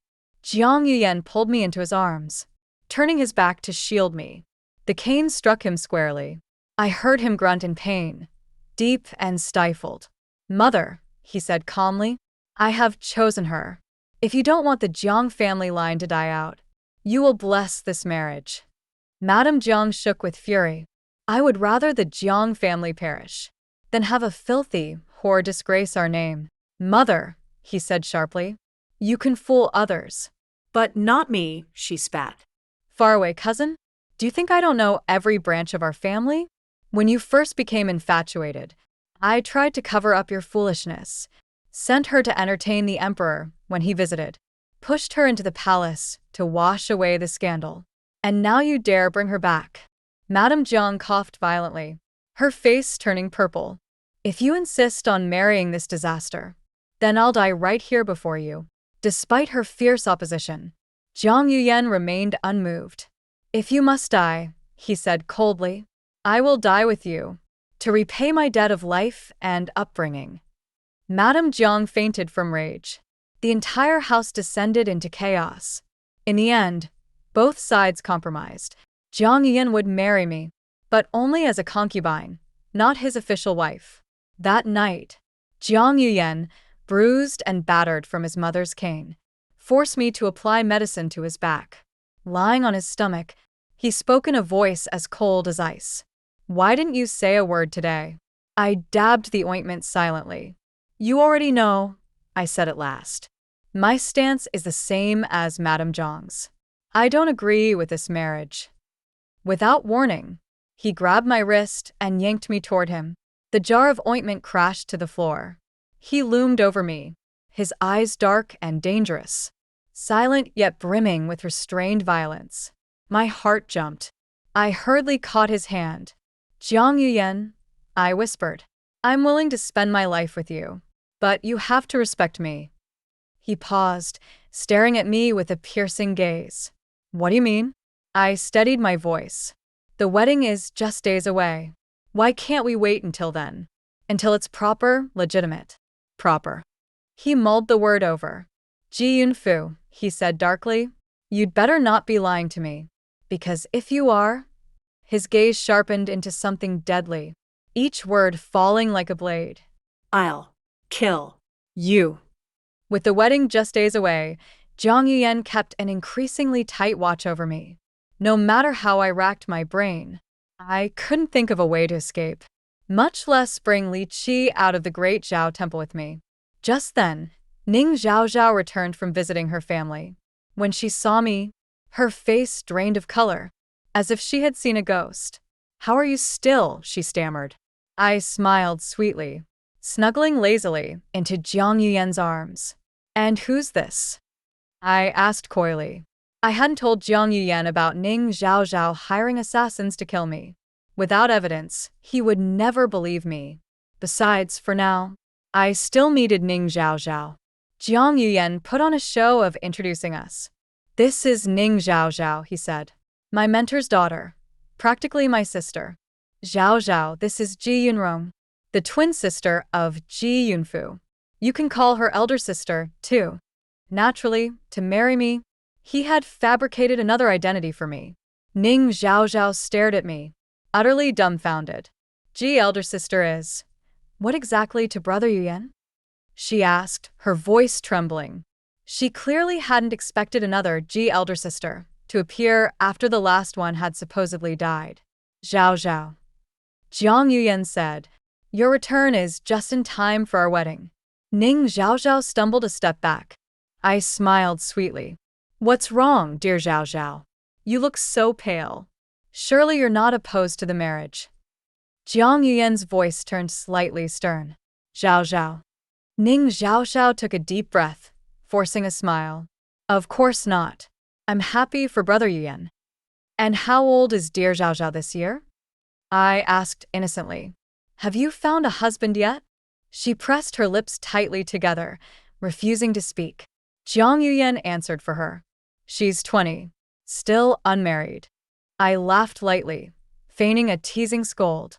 And you call yourself her brother? Letting her go unmarried at 20? Anyone would think you're raising a wife for yourself. Jiang Yuyan's face darkened. Watch your mouth. I slipped out of his arms, brushed the folds of my skirt, and pretended to leave. Fine, take it as nonsense. I won't interrupt your little sibling reunion. Before I could step away, he pulled me right back into his arms. Such a temper lately.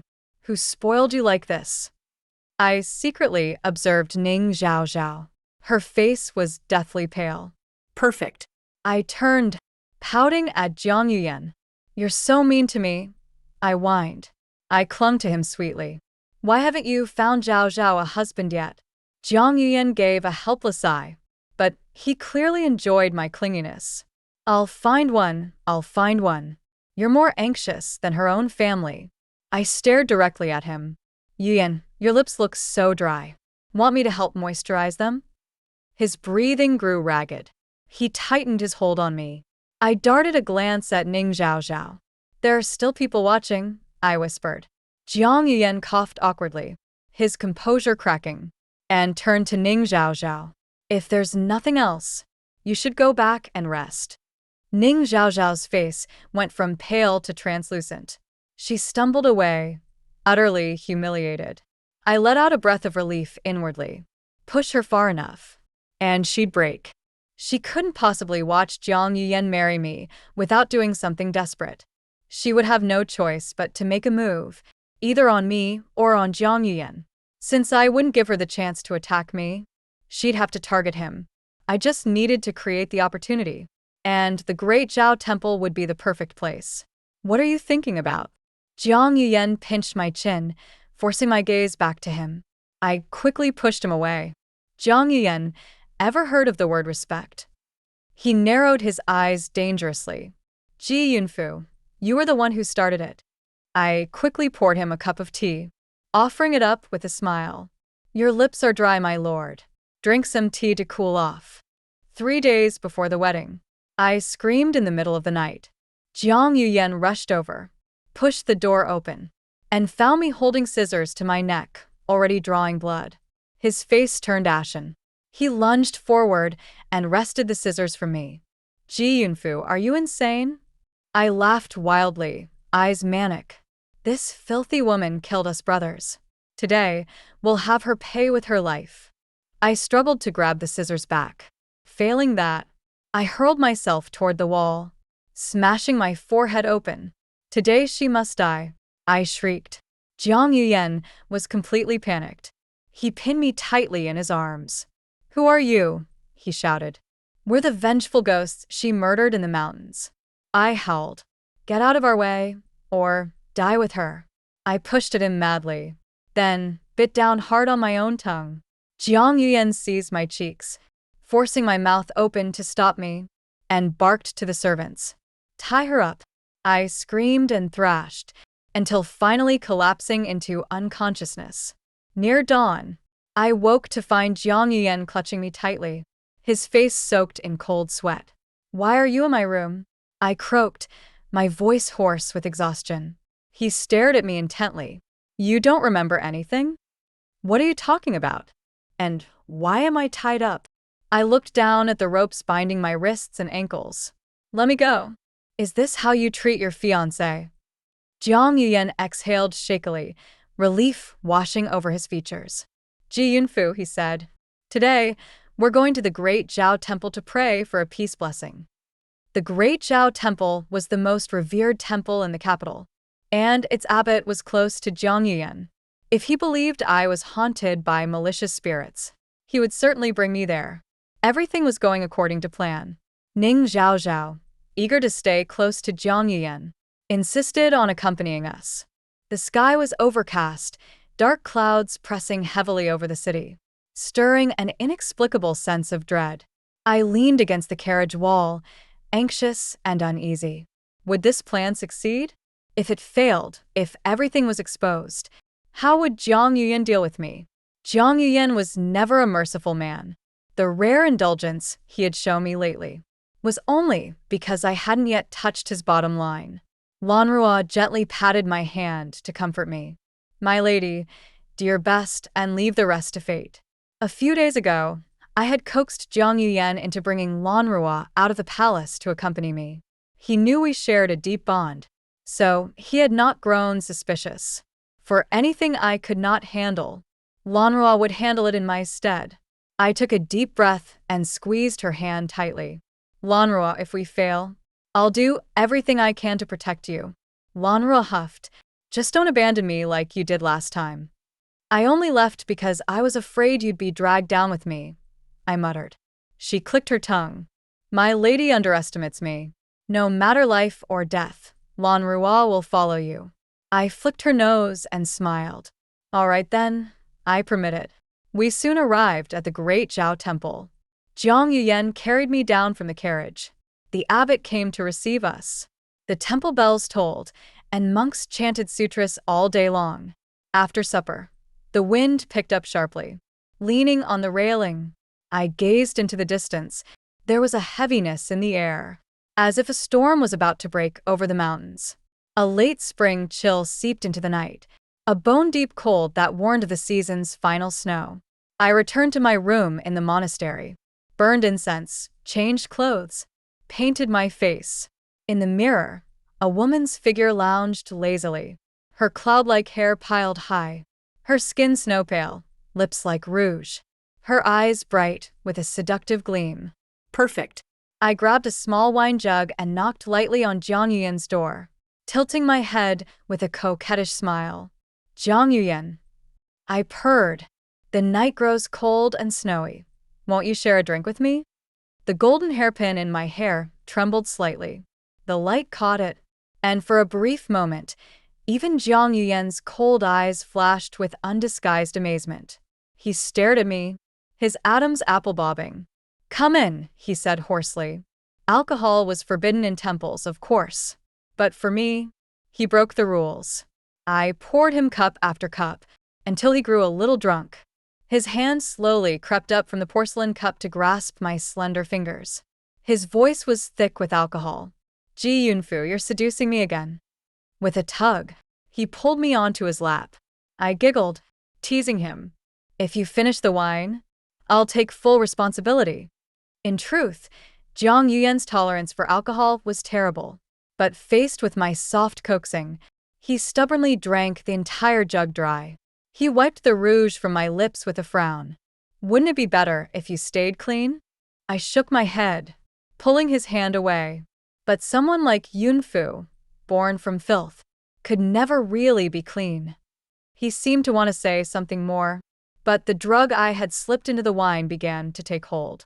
He rubbed his temples, struggling to clear his mind.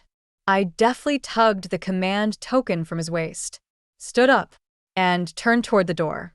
Jiang Yuyan, I said softly, I'll find you someone cleaner. He tried to grab me, but his limbs were heavy and useless. The very same drug he had once used to lure me away from Peach Blossom Village now turned against him. Ji Yunfu, what are you planning? He rasped, his reddened eyes filled with fury. I smiled. I'm just making someone's dreams come true. I pushed open the door. In the shadows by the pillar, Ning Zhaozhao crouched like a rat skulking in a sewer. I looked straight at her. This is your last chance, Ning Zhaozhao. I tossed a small pouch under the pillar. Use this, and Jiang Yuyan will lose all control. You'll become his woman. The choice is yours. If she touched him, Jiang Yuyan would never forgive her. Perhaps because of her father's memory. He wouldn't kill her outright, but she would certainly lose his protection. Life for her would be miserable after that. Killing her would be too easy. No, far better to let the man she loved destroy her hope himself. I was giving her a choice. But for someone as maddened by obsession as Ning Zhaozhao, there was only one answer. I handed the command token to our planted insiders, tasking them to pose as Jiang Yuyan's men and rescue Li Qi under the guise of relocating the prisoner. Lan Ruo and I stayed behind in the carriage to wait. Snow began to fall, blanketing the ground in silver. No one came out. Anxious, I pulled my cloak tighter. Lan Ruo, you stay here. I'll go check, I said. Lan Ruo refused, pressing me down. My lady, rest. I'm quicker and more nimble than you. If anything happens, I'll run. Time trickled by beneath the endless snowfall. The plum trees nearby were soon covered in white, but still no one returned. A gnawing fear seized my heart, like icy vines wrapping around my bones. Even my lower abdomen throbbed painfully from the tension. I couldn't wait anymore. Clutching my abdomen, I forced myself to head toward the pagoda where Li Qi was held. There were no guards at the base of the tower. Lan Ruo's pomegranate hairpin had fallen in the snow, bright red against the white like a drop of blood. Dread choked me. From the disordered footprints, it was clear she'd been dragged away, the trail leading straight to the tower door. The plan had failed. The pagoda loomed tall in the snow, like a god overlooking the mortal world. Only now, that god was too far away to save anyone. Inside this pagoda, it wasn't salvation, but demons lurking in hell. And I had no choice but to offer myself as sacrifice. The tower rose 7 stories high. Each step I climbed felt like wading through an endless nightmare. Finally, at the 7th floor, a blinding light pierced my eyes. Standing against the colored glass window, a man had his hands clasped behind his back, his entire figure radiating an aura of killing intent. To his left, 3 of our inside men knelt on the ground, blades pressing against their necks. Lan Ruo had been forced to kneel near an open window, half her body dangling into open air. One slip, and she would fall 7 stories to her death. My heart leapt into my throat. The heavy snow swirled in, biting cold against my skin. I realized instantly, I had crossed Jiang Yuyan's bottom line. I had truly enraged him. He was retaliating. I dropped to my knees immediately. Jiang Yuyan, it was my fault. Please, let them go. The man said nothing, only letting a suffocating chill spread across the room. I crawled forward on my knees, gripping his leg, my voice trembling. Jiang Yuyan, tell me, What will it take to spare them? Let go, he said. I won't. Please, Jiang Yuyan. He let out a low, broken laugh. You disobey me, but I can't bring myself to kill you. So what now? Someone else will pay for your sins. He tapped the windowsill lightly with one finger. A cold blade slashed through flesh. A head rolled onto the floor, its eyes wide open. The bitter cold seeped into my bones. All I could do was tremble. I didn't dare speak again, fearful of provoking him further. Yet he crouched before me, gripping my cheeks harshly, forcing me to meet his gaze. Ji Yunfu, he growled, you gave me away to another woman. How dare you? His robes were in disarray. Marks marred the exposed skin of his neck. My cheeks ached under his brutal grasp. Tears welled uncontrollably in my eyes. Nothing to say? He sneered. No excuses left. He shook his head and gestured to the guards.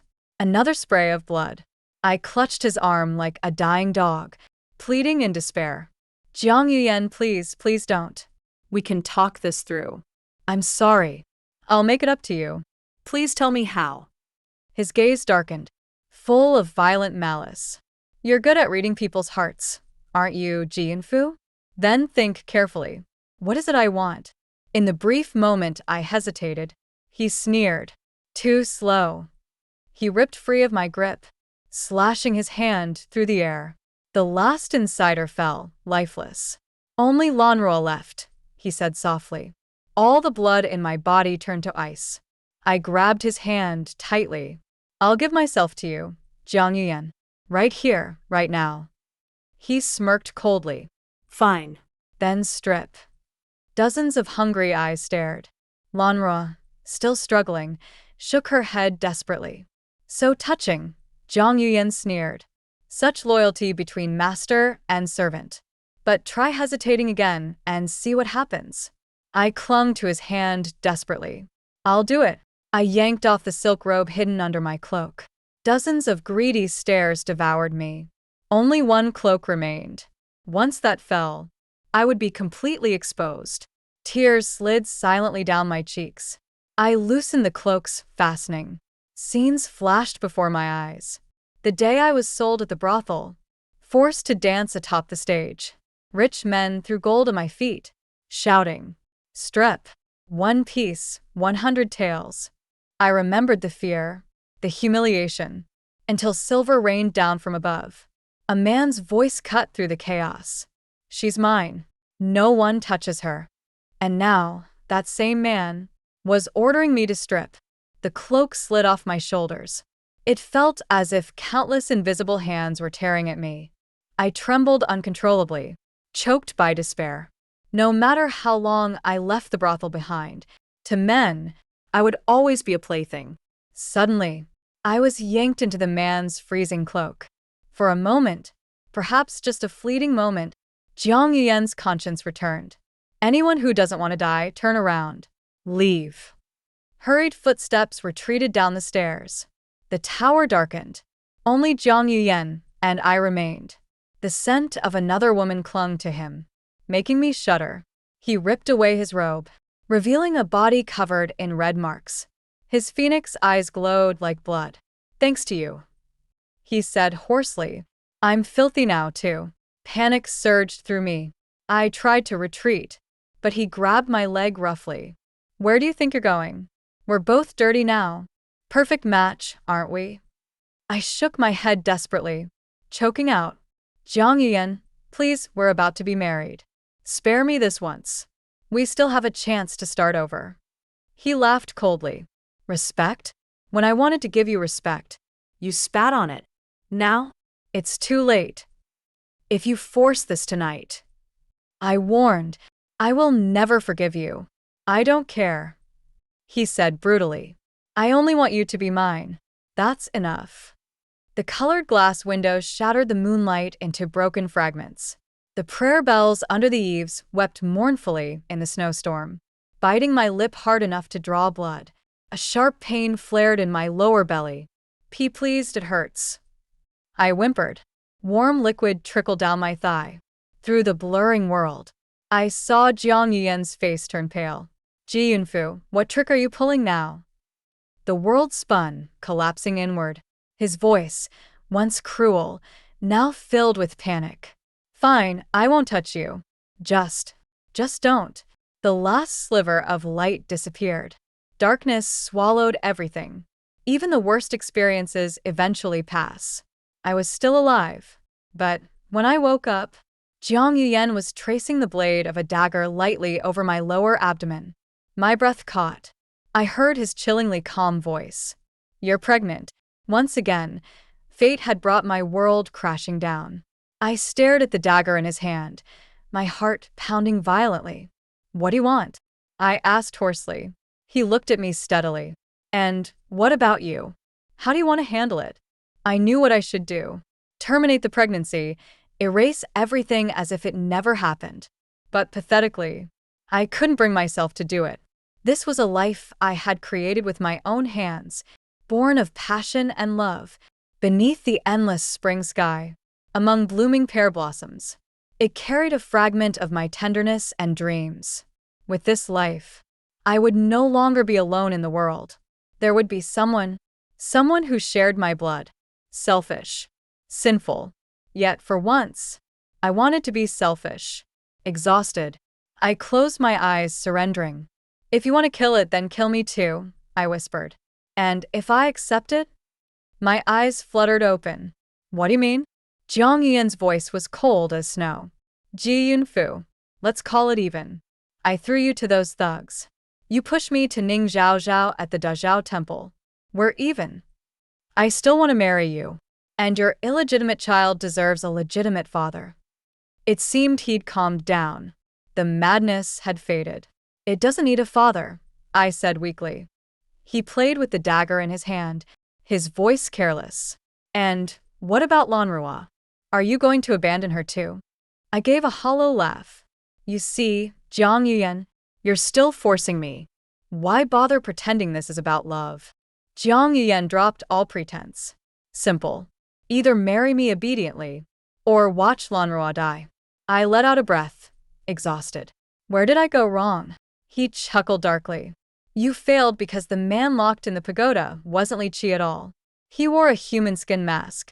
Without close contact, you couldn't tell.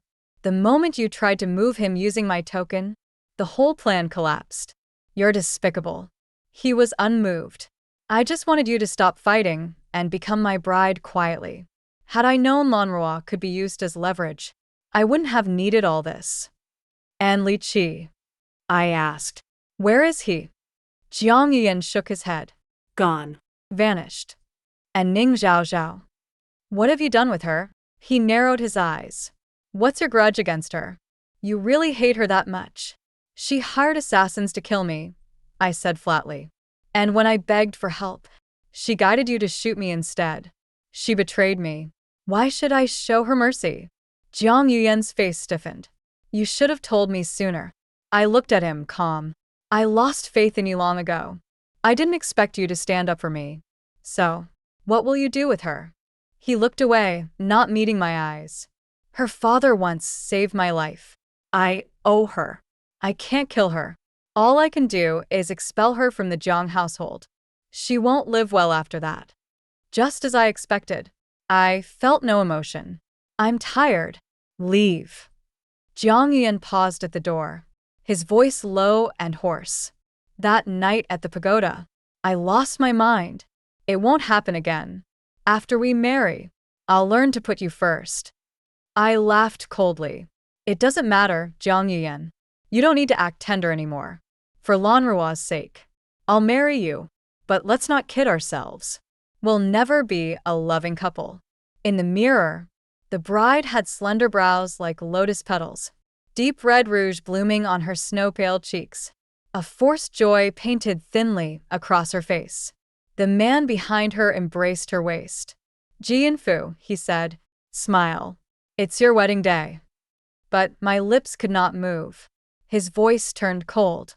Did you forget again? Lanrua's life. And this child's life. Both depend on your smile. I forced my lips into a curve. There. Is that enough? In the mirror, the woman's fake smile looked sickeningly sweet. Good. Just like that, he said. At the appointed hour, the firecrackers exploded, and they led me into the grand hall bathed in red candles. First bow to the elders. Jiang Leofuren's face was like stone. Second bow to heaven and earth. Outside, the snow fell heavily, whitening the world, robbing it of all joy. Third bow.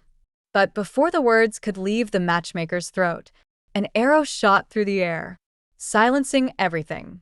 The door slammed open with a deafening crash, and a whirlwind of soldiers stormed inside. At their head, a man emerged from the snowstorm, his fierce eyes burning like fire, locking onto me. Fuer. Come here. His low, raspy voice commanded, carrying a terrifying authority. I wavered.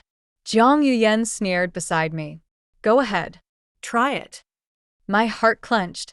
Lanroy, the child, and countless watching eyes. I looked across the blizzard at the man. The light and shadows carved his figure into sharp lines. The ferocity of war still clinging to him. Blood marked his brow, his cheek, even the hand holding the crossbow. He had fought through a slaughter to get here. But now, he was different. Draped in black and crimson, a golden dragon embroidered across his shoulders. He carried the regal air of a sovereign. There was no doubt. He had won. He was a king now. If I stepped toward him as Fuer, he would follow me into infamy, to be cursed forever in the annals of history. I snapped back to reality. You've mistaken me for someone else, I said softly. Through the shifting snow and light, his figure seemed torn between light and dark. Would I mistake my own woman? He asked, and the hall erupted into shocked whispers. My face turned pale. Jiang Yuyen's expression darkened. She is my wife, not yours. Li Qi's eyes narrowed dangerously. He raised his crossbow, aiming it straight at Jiang Yuyen's throat. Uncle, he said with a scornful smile, you can eat whatever you want, but claiming another man's wife? That'll get you killed. Jiang Yuyen's face twitched, but he held firm. Ask her yourself. See if she's your little lover, or your auntie. Li Qi's gaze shifted to me, deep and turbulent, like that spring afternoon when he had whispered at my ear. He coaxed me now. We love each other, don't we, Fuer? Love? Was love enough to move mountains and seas? Love, perhaps to the young emperor. Love was a desperate clinging to the only light in his lonely world. He mistook dependence for love. Love? Maybe he loved the beautiful, dazzling version of me. But what about years later? When beauty faded, would he still love me then? He stood only a few paces from me, yet between us stretched mountains impossible to cross. I'm sorry, I said quietly. I don't know you. I was the elder. The mistake had to end with me. A dark, menacing aura climbed across his handsome face. His jaw clenched tightly as he looked at me, with a gaze so unfamiliar, so chilling. You hurt her, Jiang Yuyen said coldly. She doesn't recognize you. For a long moment, Li Qi stood silently in the darkness, eyes gleaming with a bone-chilling light. Then suddenly he smiled, a lazy, careless smile, and pulled the trigger on his crossbow. In that case, he said, this nephew will simply seize his aunt by force. Jiang Yuyen sneered. Aren't you afraid of being condemned by the world? Li Qi chuckled, cruel and arrogant. Afraid? They should fear me. A tyrant drunk on lust and madness. If uncle won't let go, he said slowly, don't blame me for being ruthless. The suffocating tension snapped me back to my senses. Lanroy was still in Jiang Yuyen's hands. If he was killed, how would I ever find her? I immediately called out, Qi, you can't harm him. His narrow eyes darkened in disbelief. You're pleading for him, he said mockingly. Then all the more reason to kill him. I could barely breathe. He tightened his grip on the crossbow, ready to strike. Just then, an aged voice broke through the deadly standoff. Then why don't you kill your grandmother first? It was Jiang Leofuren. Trembling, she rose from her rosewood chair, leaning heavily on her cane as she staggered forward. Are you really going to kill your own uncle? She demanded. Li Qi raised his eyes lazily, his tone utterly defiant. Grandmother, stay out of this. She positioned herself directly between him and Jiang Yuyan, blocking the crossbow's aim. If you want to kill him, you'll have to step over my dead body first. Grandmother, Li Qi said softly. You know I won't. Then put the weapon away. He smiled, harmless as a wolf cub. Fine. But only if you let me take her with me. Zhang Leofuren turned, her gaze furious and trembling on the brink of collapse. Go with him, she ordered me. Jiang Yuyan gripped my wrist tightly. Mother, I won't let her go. You've already lost, Ian, she said bitterly. What's the point of forcing it? His face darkened. He looked at me, cold and pitiful. You promised to be my wife, didn't you? If you take one step, Lanrua dies. I forced myself to reply. For Lanrua's sake, I will. Lanrua has already been released. Jiang Leofuren interrupted sharply. Jiang Yuyan roared. Mother.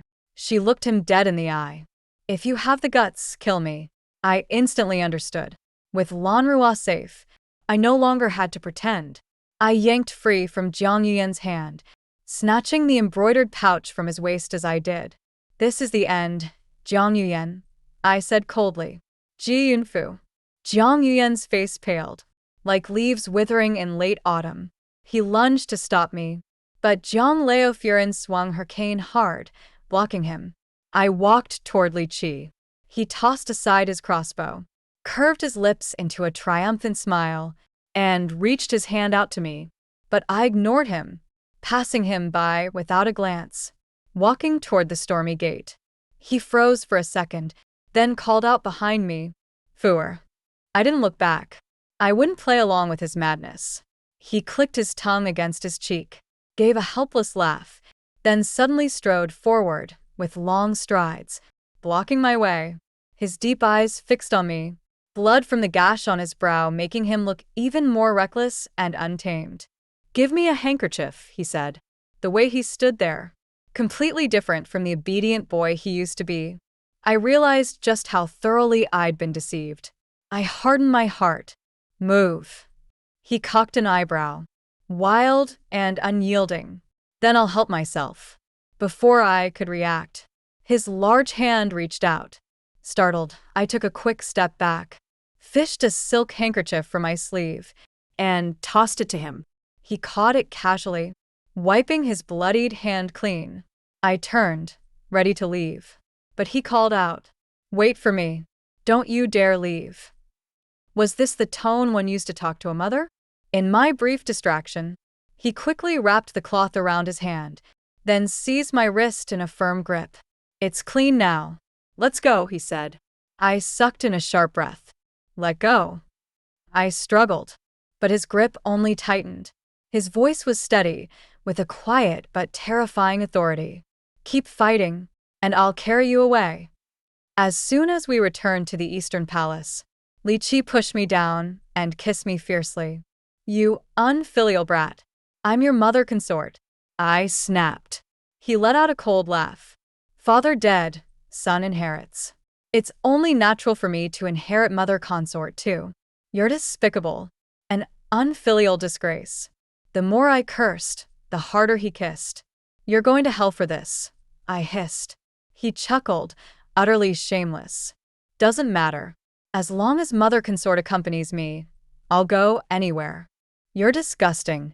He simply pinned down both my struggling wrists and threatened, Careful. All this yelling might make you overheated. Let your son help you relieve the fire. It felt like I was being roasted alive. No good. If I kept resisting, things would spiral out of control. I had to soften first. Chi, let go. I can't breathe. He paused, lust clouding his eyes, the tension unbearable. And what do you want me to do? I turned my face away, cheeks burning so hot, I thought I might bleed. I'm on my period. He raked a hand through his hair in frustration, calming himself slightly. Still, he reached out to check. I slapped his hand away. What are you doing? Checking if you're lying. I was furious. Fine. If you want to humiliate me that badly, then go ahead. Play me to death. That finally stopped him. He immediately rolled off me, panting heavily, hiding his face with one hand. I sat up stiffly. Don't you think you owe me some explanations? He took a deep breath, then suddenly grabbed me and pulled me back into his arms. Fine. Ask. Let go. No, he muttered, holding me tighter. You'll hear me better this way. I couldn't be bothered arguing over the details anymore. I went straight to the point. How did you find me 2 years ago? I finished my work and went to find you. When I got close, I saw your handkerchief. I searched everywhere and found you at the bottom of the cliff. You had arrows stuck in you, dangling from a tree branch, he said in a muffled voice.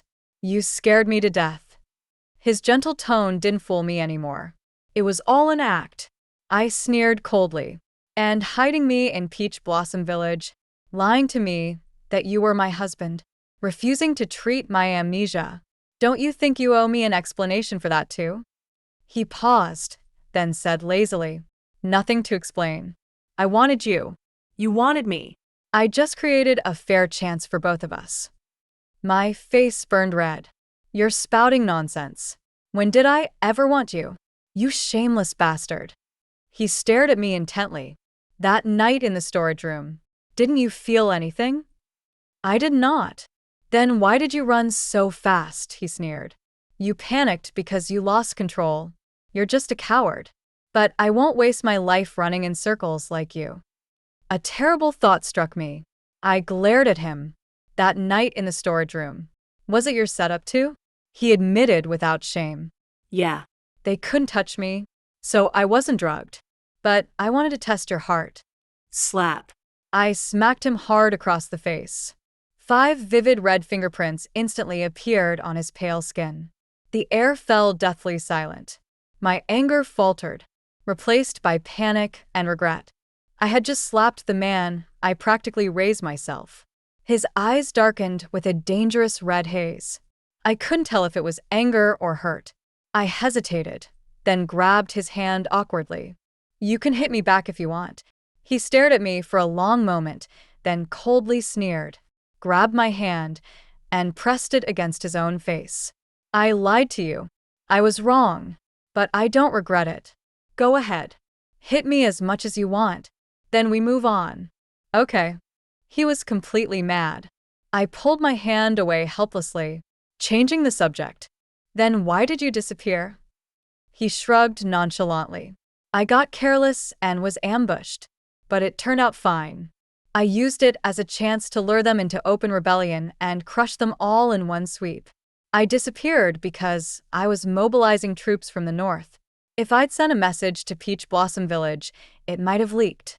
Then he frowned. I still need to punish Qingchuan though. Can't even guard one person properly. I forced myself to explain it wasn't Qingchuan's fault. I got greedy. Started selling embroidered pouches to make extra money. That's how Jiang Yuan found me. He sent someone who kept giving me peach blossom pastries. They were too good. I got hooked, and then I got tricked away. I was supposed to be interrogating him. How did I end up confessing instead? Why was I the one feeling guilty now? He snorted lightly. A little bit of sweetness, and you got yourself kidnapped. You deserve a punishment. At the mention of punishment, I shivered. I quickly grabbed his hand. My fault. Let's move on. He hummed from his nose. Fine. We'll settle accounts later. I'm tired. Come sleep with me. How could I not be exhausted? Fighting for thrones and women all in one day. I opened my mouth to argue, but he gave me no chance. He simply hooked a long leg around me, dragging me into his arms. His scorching breath fell against my neck. I dared not move. Soon his breathing evened out. He fell into deep sleep. After a long while, my arm completely numb, I shifted slightly. He didn't react. I lifted my head and saw that breathtaking face right in front of me. I let out a long, helpless sigh. A tiny thread of longing sprouted quietly in my chest. I raised my fingertip, hovering just above his face, tracing his features without touching. His sharp brow bones, deep eye sockets, straight nose bridge. seductively shaped lips, and clean, decisive jawline.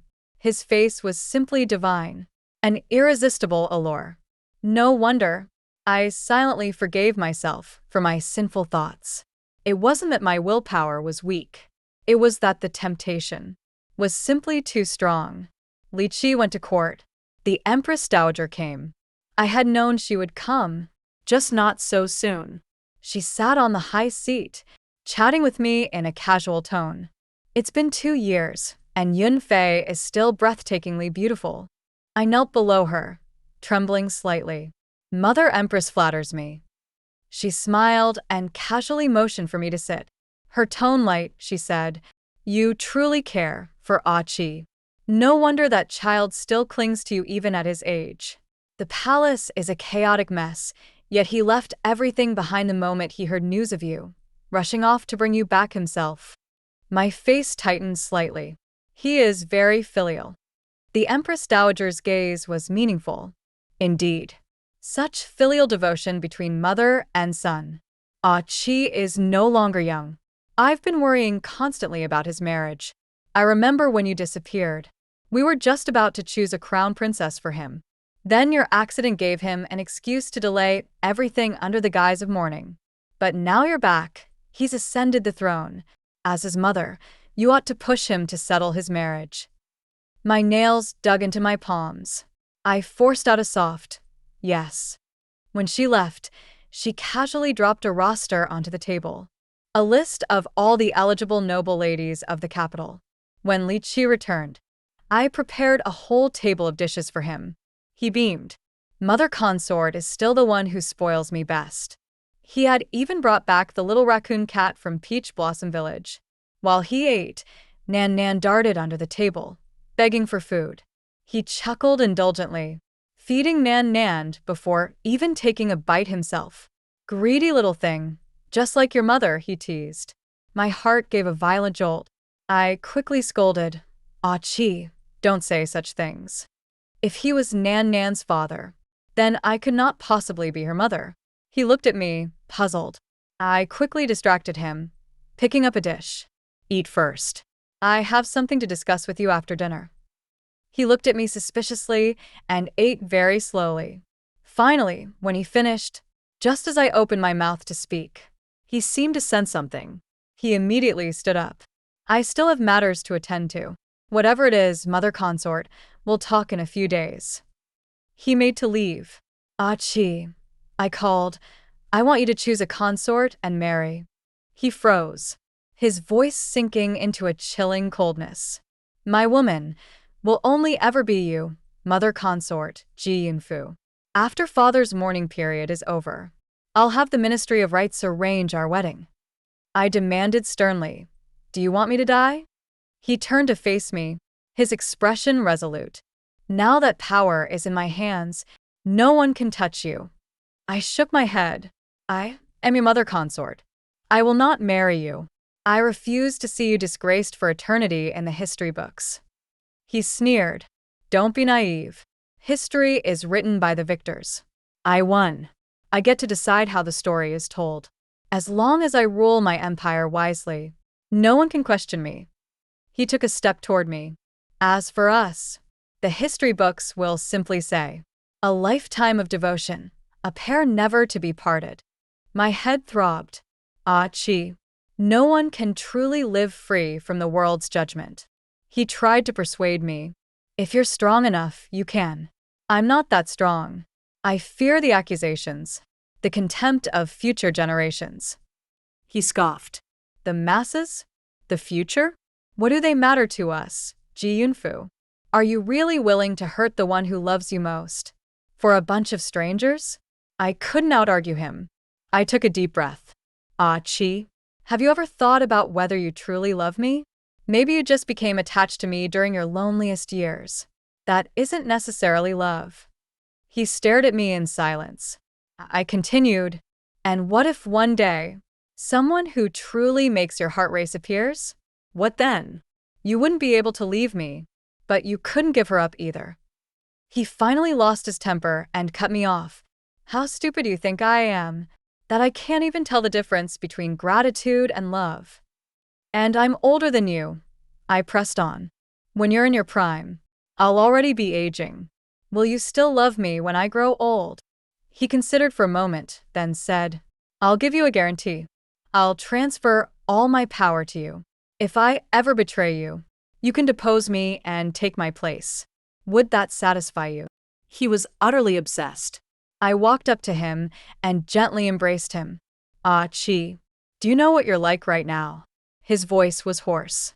What? You're like a man infected by a plague, rushing to destroy everything. But it's okay. You'll recover. He caught the implication instantly. So you really can't be persuaded, huh? I looked up at him. Just like I can't persuade you, one of us has to surrender. I'll concede everything else to you, I said softly, but not this.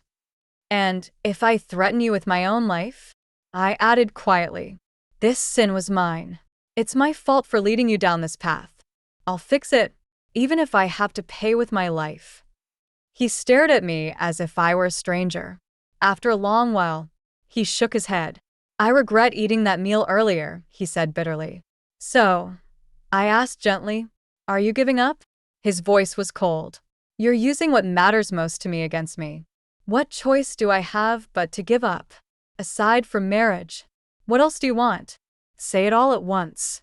I don't want to be blindsided again. You must marry within 2 months, I said. Whatever you want. I rubbed my forehead tiredly. After you marry, I want to go to Dezhou Temple and take vows as a nun. He immediately pressed. When will you come back? I avoided his gaze and lowered my head. I don't know. He narrowed his eyes. That won't do. You have to at least stay nearby. Then he added sharply, is there something you have to do behind my back? My heart leapt violently. I couldn't let him know about the child. I couldn't let him find out I was planning to secretly give birth. I steadied myself and said calmly, if I stay in front of your eyes, you'll never forget me, will you? He let out a harsh laugh. Fine. Do whatever you want. You've already cast me aside. What else is there to say? It was as if I had spoken a curse into existence. When it came time to select a consort, Li Qi truly did fall for someone at first sight. She was the daughter of the Minister of Appointments, Named Ruan. beautiful and gentle by nature, pleasing to everyone. But just a few days before the wedding, she fell gravely ill, and the ceremony had to be postponed. The Empress Dowager personally summoned the imperial physician for a diagnosis. The verdict, an incurable illness. Enraged, the Empress Dowager reprimanded the minister harshly and sent me to persuade Li Qi to choose someone else. Is she really the only one for you? I asked. Li Qi buried himself in a pile of memorials, his head down, his voice cold and indifferent. Surely Mother Consort isn't asking me to be a puppet, not even allowed to choose my own empress? It felt as if something stung deep in my heart. I said quietly, that's not what I meant. She's ill. The physician said she won't live to see the end of the year. I know. Not the slightest hint of wavering. I felt like a nuisance, but I still had to try. Could you consider someone else? He chuckled, the sound carrying a trace of mockery. Choose someone else? Mother Consort, taking a wife isn't like shopping at the market, where you just swap if something isn't your liking. Once I choose someone, I won't change my mind. Mother Consort, there's no need to persuade me anymore. In just a few days, he had already fallen this deeply. A strange mix of emotions rose in me, relief and sorrow.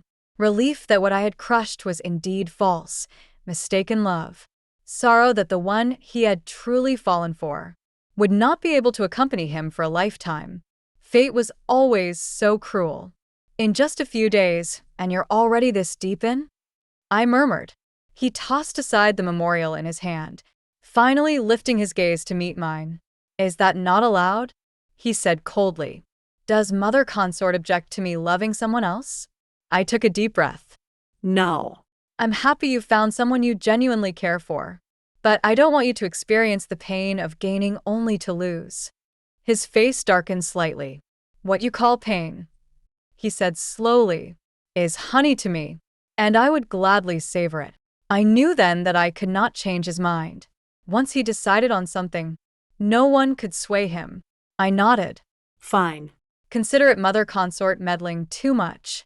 Since the wedding is delayed anyway, there's no reason for me to wait any longer. I'll depart for Dazhao Temple tomorrow to begin my spiritual retreat.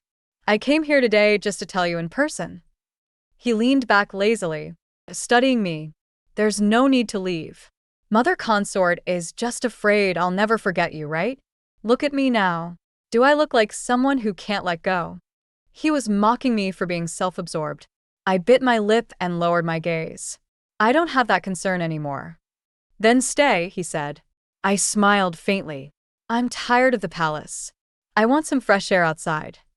He paused, then asked perfunctorily, not planning to come back? I nodded.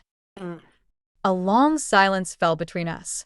He finally picked up another memorial, lowered his head, and said indifferently, Fine. Do as you please. For a moment, I stood there in a daze. Thus ended the bond we had relied upon for so many years. Quietly, without a trace. 3 months in, my belly suddenly ballooned like it had caught the wind, and my waistline became unbearably unsightly. I couldn't help but complain to Lanrua. She leaned lazily against the window, her bright, watery eyes staring off somewhere, answering me absent-mindedly. Well, your grace doesn't have a man anymore. There's no need to stay beautiful for anyone. You have someone? Curious, I tiptoed over to her side and followed her line of sight. Qingchuan. And him. There he was again, visiting Wan. It was rather coincidental. Ever since I arrived at Dazhao Temple, Wan had also moved in to recuperate. At first, I did wonder if he had arranged it all on purpose. But very soon, I proved myself foolish. He had almost completely forgotten about me. So much so that even when he came to see Wan, he often didn't bother to come and greet me. I stared at that man, and suddenly, the peach blossom pastry in my hand lost its flavor. Lanrua turned and was startled to see me so close. Your Grace, you scared me sneaking up like that. I coldly snorted. Lanrua, are you in love with Qingchuan? Her face turned bright red. Your Grace, what nonsense. Who would like that blockhead? Well, 80 to 90% chance she did. He had more or less forgotten me. But Qingchuan still brought peach blossom pastries for me and Lanrua every time he visited. And every time, Qingchuan would steal glances at Lanrua, blushing furiously. Even as an outsider, it was obvious. Mutual secret affection. I bit into the flavorless pastry and started thinking. My belly would soon be impossible to hide. Even though he no longer cared about me, I couldn't possibly give birth to this child right under his nose. Lanrua and I had been planning to slip away in the next few days. But now, seeing her like this, it was clear she couldn't bear to leave Qingchuan behind. I decided to help them along. Later, Lanrua went out. Qingchuan arrived, carrying peach blossom pastries as usual. Not seeing Lanrua, he looked visibly disappointed. I'm heading back, Your Grace, he said. I quickly stopped him. Lanrua is going back to her hometown soon, to marry her cousin. If you like her, you better hurry and find her, stop her. Qingchuan turned crimson, sweating anxiously. He made to run off, but then stopped in hesitation. What now? I asked. My lord is still waiting for me. I'll explain to him, I said. Tell him you're helping me with something. You'll go back later. As I walked over, he stood beneath a blooming peach tree, arms crossed, gazing off toward the distant pavilions, toward the Guishi building, where I lived.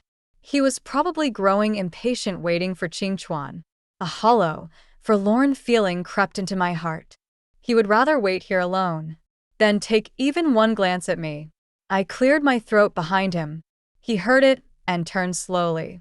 The first thing that caught my eye was that tiny, bewitching beauty mark beneath his eye, more dazzling than the peach blossoms themselves. It stirred something faint and painful in my chest. Mother consort, he said quietly. What brings you here? I pulled myself together. Looking at his devastatingly handsome face, There was a strange unfamiliarity between us now. I gave a small, polite nod. Qing Chuan is helping me with something. He'll be back later. His gaze toward me was just as distant. An awkward silence unfurled between us, even as the spring breeze carried the peach blossoms in full bloom. Trying to ease the tension, I said lightly, "Is Wanwan feeling any better? When will the wedding be held?" "Not sure yet." My palms started sweating slightly. Still, I forced myself to keep talking. "You've lost weight." He paused, his gaze drifting over me up and down, then remarked coolly, "Mother consort, you've gained weight. Your waistline's gone." A fatal blow. No woman could tolerate being called fat, even if it were the truth. My nerves twitched involuntarily, and anger flared up without warning. "So what? What's it to you? Am I eating your rice?" He blinked, taken aback, a helpless look crossing his face. I was merely stating a fact. Why is Mother Consort angry? I gritted my teeth. "I'm not angry." Just then, a branch of peach blossoms drooped down from above. I irritably swatted at it. Snap! The branch sprang back and slapped him right across the eyes. "Ah!" He sucked in a sharp breath. That branch seemed almost alive. Feigning concern, I asked, "Are you all right?" Clutching his eye, he frowned. "It's blurry. I can't see clearly."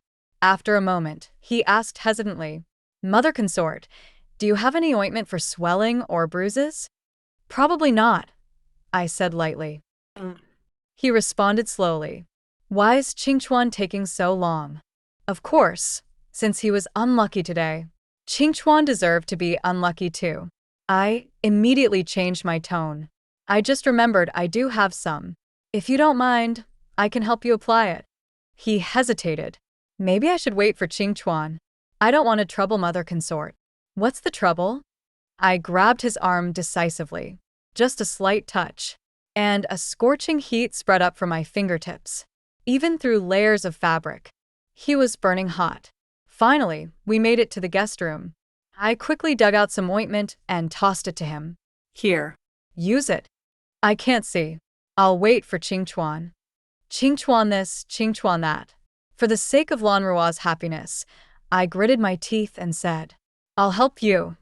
How to describe the feeling? It was like standing on the edge of a coming disaster. He sat down, tilting his face up. I leaned down, standing so close I could feel his breathing. His breath was calm and steady. Mine somehow was growing rapid and chaotic, like a prisoner awaiting a sentence. Suddenly, his throat bobbed, the Adam's apple rising and falling sharply. My heartstrings gave a sharp, involuntary tremor. I froze, staring at the dryness of his lips. Without thinking, I blurted out, "Thirsty." The moment the words left my mouth, I regretted them. I shouldn't have said anything. His voice dropped to a low, gravelly tone. "Thirsty." And hungry. Something inside me trembled violently. Still, unable to stop myself, I asked, "Didn't you eat before coming here?" He answered softly, "I was too eager to see someone. Didn't bother with food." My hand froze midair. That must be the power of love. Suddenly, I had no desire to care for him anymore. "That's enough," I said, tossing the medicine aside. I pointed at the teapot nearby. "Pour yourself a cup of tea. There's peach blossom pastries too. Help yourself." "I can't see very well," he said. Annoyed, I grabbed the teapot, poured the tea, and shoved a plate of pastries in front of him. "There. "You can see now, right?" He pressed his lips together. "Forget it. I'll wait for Qingchuan to come back before I eat." If he kept waiting, he'd die of thirst and hunger. And then Qingchuan would definitely be blamed. "I'll feed you." He pursed his lips again. "There's no need to trouble Mother Consort." I kept a cold face. "Qingchuan is off running errands for me. I can't use your people for free." He closed his eyes, and I fed him a cup of tea, then picked up a peach pastry and brought it to his lips. He chewed slowly, eating at a glacial pace. I distracted myself by gazing out the window. What about Qingchuan and Lanrua? Had anything happened yet? In my brief distraction, I suddenly felt something warm and wet against my fingertips. Startled, I jerked my hand back and snapped. "What are you doing?" He looked innocent. "I had my eyes closed the whole time. You fed me too much. I didn't even know. It was my fault for losing focus." But now he made it sound like I was the one taking advantage of him. He really was trouble. I quickly moved to the window, determined not to get near him again. The evening light faded like a drowsy rose, vivid yet weary. I stared at it, and sleepiness crept over me like a tide. Propping my chin on my hand, I dozed off and gradually sank into a deep sleep. In the dream, something soft brushed against my lips. A long time seemed to pass. Then someone pinched the soft flesh at my waist. A hoarse, low voice muttered in confusion. "You've gotten so much softer." Even in the dream, I snapped back. "What business is it of yours?" He gave a muffled laugh. "I like it. It's soft." I grumbled sleepily. "You're better than that jerk." "Which jerk?" "The one who called me fat." I mumbled. He laughed again, helplessly this time. "That jerk was wrong. I apologize on his behalf." My eyes grew wet. He wasn't wrong. He fell silent for a long moment. Then he said, "Is this what you wanted to see? Him not caring about you anymore?" I sniffled. "Yeah, he doesn't care about me at all now. I'm glad. It's how it should be. Everyone says so. It's survival." I survived. He gently cupped my face, wiping away my tears. "But you're crying." I forced a stubborn smile. "Because even when something is right, it doesn't mean it'll make you happy." Tears kept falling, one after another. "Even if it hurts, you still have to do what's right. Isn't that just life?" He leaned down and kissed the tears from my cheeks. His voice was low, rough. "I want you to be happy. But if you can't, then I'll stay with you in your sadness." He paused for a beat, his breath brushing my ear. "Forget it. At least you're here. Even if you don't smile. As long as I can see you, it's enough." When I woke up, the crabapple blossoms outside the window were still wide awake. The tea had gone cold. The half-eaten peach blossom pastry sat silently in the dark. I sat there dazed. Had he been here? When had he left? He didn't even say goodbye. Such a bastard. Qingchuan had finally confessed to Lanrua. But Lanrua, the silly girl, refused him firmly. She was determined to leave with me. "Come on," she said. "I've known Qingchuan for barely a few months, but I've followed your grace for so long. Of course I'll go with you." "You won't get another chance," I muttered. "A guy like Qingchuan, pure, capable, young, is rare. And mistresses like your grace, rich, generous, kind, are even rarer," Lanrua teased. And so, on a dark and windy night, when the pavilion was deserted, we set a fire, one that hurt no one, and faked our deaths. Time slipped by like a white horse across a crevice. The crackle of fireworks filled the air. Another New Year's Eve had come. I sat before the mirror, combing my hair, when Lanrua pushed the door open and urged me, "Come on, Your Grace. Stop fussing. The Lover's Bridge is already packed. If we don't hurry, we won't get a good spot to watch the fireworks." I dabbed a little more rouge onto my lips. "Just one more minute," I said. Tuan Bao, perched on my lap playing with my jewelry, turned to Lanrua with a serious expression. "Auntie Lan, there are fireworks every year. If we miss them this year, we can see them next year. What's more important is that Mom is happy. Let's not rush her, okay?" Lanrua pressed her forehead. "Fine, fine. You just spoil your mother rotten." Tuan Bao shook his head and sighed. He turned back to me and said solemnly, "Mom, you missed the fireworks last year and were sad the whole day. This time, let's leave early so you won't have any regrets, okay?"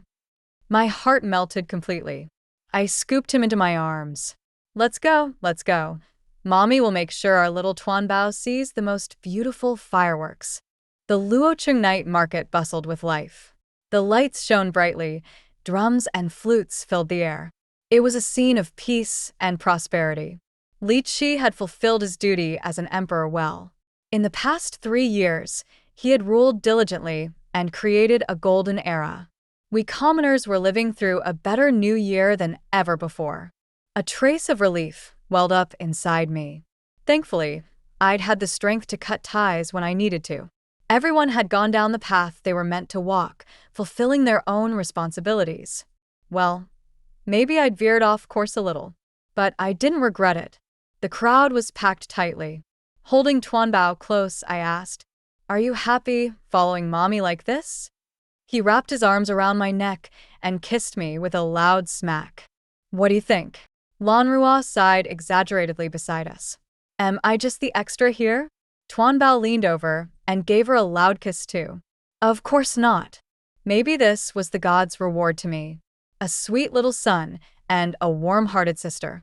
The Lover's Bridge was a sea of people. Crossing it felt like wading through a mudslide. After a lot of effort, the three of us finally made it onto the bridge and breathed a sigh of relief. Just then, government officers, waving broadswords, shouted, "Clear the bridge." Below, luxury carriages lined up, music playing, an ostentatious display. People around us started whispering, "Who's that?" "The governor's daughter." "Such arrogance?" "I heard she's related to the Empress Dowager's family. She's about to enter the palace as a consort." The crowd dispersed like a retreating tide. Only the three of us remained on the bridge. The governor's daughter stepped down from her carriage and ascended the bridge, frowning the moment she spotted us. She gave us a thorough once-over. "And what are you?" "A mother, here with her child to watch the fireworks," I said. Without hesitation, she ordered, "Guards, get these filthy commoners out of my way." Several officers advanced, swords drawn. Lanrua stepped forward to block them. "Who dares lay a hand on my lady?" I pulled Lanrua behind me. "Gentlewoman, can't we just mind our own business? You watch your fireworks, we'll watch ours. No need to bother each other." "You think you're worthy?" She snapped at the guards. "What are you waiting for? Get rid of them." "Who dares?" It was a cold, crisp, and strangely childish voice. Cold sweat broke out on my forehead. The voice came from the little one in my arms. The guards froze, stunned. The governor's daughter flushed red with anger. "Are you kidding me? You're scared by a 3-year-old brat." The guards finally snapped out of it and moved forward, weapons raised. "Get lost," Tuanbao said in a dangerously cold little voice. His phoenix eyes, just like his father's, narrowed into a lethal glare. "If you touch my mother, try it and see what happens." The toddler's intimidation had no effect. The lead officer, furious, swung his arm down to strike. In a flash, I threw myself over Tuanbao to shield him, closing my eyes against the coming blow. The sharp wind howled past my ears, but the expected slap never came. Instead, I heard a sharp cry of pain. I opened my eyes to see. A throwing dart had pierced the officer's palm straight through, blood gushing from the wound. I was still stunned when Lanrua gasped and turned pale, staring at the foot of the bridge. "What's wrong?" I asked, following her gaze downward. My heart was seized by an invisible, merciless hand. I could barely breathe. Among the bustling crowd below, he stood there, cloaked in black and crimson robes, deep brows, sharp features, watching me coldly from the shadows beyond the lantern light. His eyes were dark and chilling, a brewing storm gathering in them. It felt like the world around me was collapsing into chaos and fear. I instinctively took a step back. Bang! The sudden boom of fireworks shook the air. Brilliant, wild colors exploded in the night sky. And, in that moment, his face, devastatingly beautiful under the flickering fireworks, seemed even more terrifying. The crowd erupted into cheers. The bridge below roared with life. Tuanbao clapped happily in my arms. "Mommy, look." We made it in time for the fireworks this year. I felt like I was standing at the center of a terrible catastrophe. "Yeah," I said numbly. "This year, we made it." The man stepped onto the bridge, walking slowly toward us, each step falling heavily on my heart like a hammer. Behind him, fireworks bloomed and withered. That tiny red tear mole near his eye trembled, as if it could fall, at any moment. A tear that refused to dry across the long, bitter stretch of time. I held Tuanbao tighter and began retreating. When I found an opening, I bolted in the opposite direction with all my strength. "Mommy, why are we running?" Tuanbao asked. "Because," I panted, "this is a New Year's game. Whoever runs fastest gets good luck." Ji Yunfu, stop. His voice chased me through the deafening noise. I heard nothing else. I only had one thought. Run. "You can't escape." His voice promised, dark as a curse. No. I thought, I mustn't stop. A throwing dart sliced past my hairpin, and my glittering gold hair ornament clattered to the ground. Tuanbao clung tightly to my neck. "Mommy, your hair ornament fell. If you take another step." A threatening voice said behind me, "What drops next might not be your hairpin." My legs froze in place under that threat. I didn't dare move. Cold sweat streamed down my back, and my whole body shook. "Run? Why aren't you running anymore?" A cold, mocking laugh sounded behind me, a brutal torment. "Mommy, why aren't we running? Mommy, who's this uncle?" I was utterly exhausted, unable to answer even a single question. He was already standing before me, his tall figure casting a heavy shadow over Tuanbao and me. "Whose is it?" he asked. I sucked in a breath. "Whoever's it is, it's not yours." He reached out with a large hand and snatched Tuanbao from my arms. "No, let go, or I'll be rough with him." Tuanbao bit his arm fiercely, but he didn't even flinch. Tuanbao was still just a toddler. He was quickly frightened into sobbing. "You're a bad man. I don't want you. I want Mommy. Your mother belongs to me now," he said coldly. He tossed Tuanbao to the hidden guards, then strode forward and lifted me into his arms. "Li Qi, you bastard." His face was a mask of cold rage. "There's worse to come." After just a few steps, he seemed to remember something and barked at the guards. "That woman who likes admiring fireworks alone. Throw her into the river. Let her enjoy them properly." Outside the window, distant snow-capped mountains, a cold round moon, and a clear spring blended together, casting broken, dazzling light before my eyes. A hoarse voice spilled from my throat. "Why?" It had been 3 years. Why couldn't he let me go? "That's what I should be asking you, Ji Yunfu." "Why?" He laughed coldly. "Because of your illegitimate child, you abandoned me. 7 years of depending on each other, and I still lose to someone else." I bit my lip hard. "I stayed with you for 7 years. Isn't that enough? You've had the life you wanted. Now I just want a life of my own." His gaze darkened dangerously. "Your life must be bound to mine." I compromised, didn't I? You wanted me to marry, so I married. You didn't want to stay in the palace, so I let you leave. I gave you everything you asked for. I only had one tiny wish left, to catch a glimpse of you from afar. But even that, you had to destroy. I really thought you were dead, Ji Yunfu. Did you ever think what would happen to me? I shook my head, tears blurring my vision. Didn't you already have someone you loved? He laughed, his eyes reddening. I've always had someone. But she didn't want me. What could I do? I had to lie, pretend I loved another, just to keep her from being afraid, from running away. I missed her so much I almost went mad, but I could only steal glances from afar. In the Guishi Tower at Dazhao Temple, 5th floor, 2nd window. My beloved would often lean on her hand, dazed. What was she thinking of? Did she ever, even for a second, think of me? What excuse could I use to approach her without frightening her away again? She loved peach pastries. I wanted to personally deliver them to her. But no, she would be scared. I wanted to tell her, even if she got chubbier, she was still beautiful to me. But no, she would be scared. When I saw her crying, I wanted to rush to her, to drag her back. But no, I'd scare her away forever. I was careful, so careful. And still, it wasn't enough. He laughed bitterly, shaking his head. No matter how cautious I was, it was useless. A living, breathing man, still couldn't outweigh your fear of the world's judgment. You left without the slightest hesitation. His hands grew violent. If pleasing you doesn't work, then I'll use my way to make you stay. I bluffed a desperate warning. You dare? Aren't you afraid I'll die? He sneered. If you die, what about your son, Jianfu? You're more afraid than I am now. Despicable, shameless. But he had me completely under his thumb. He forced me to admit it. You see? You clearly like. I retorted through gritted teeth. Maybe not just you. That one taunt unleashed a catastrophe lasting a whole day and night.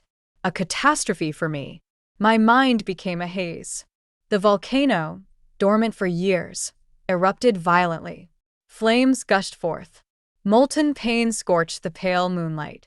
Gradually, the pure moonlight began to bleed into a vivid, carnal red.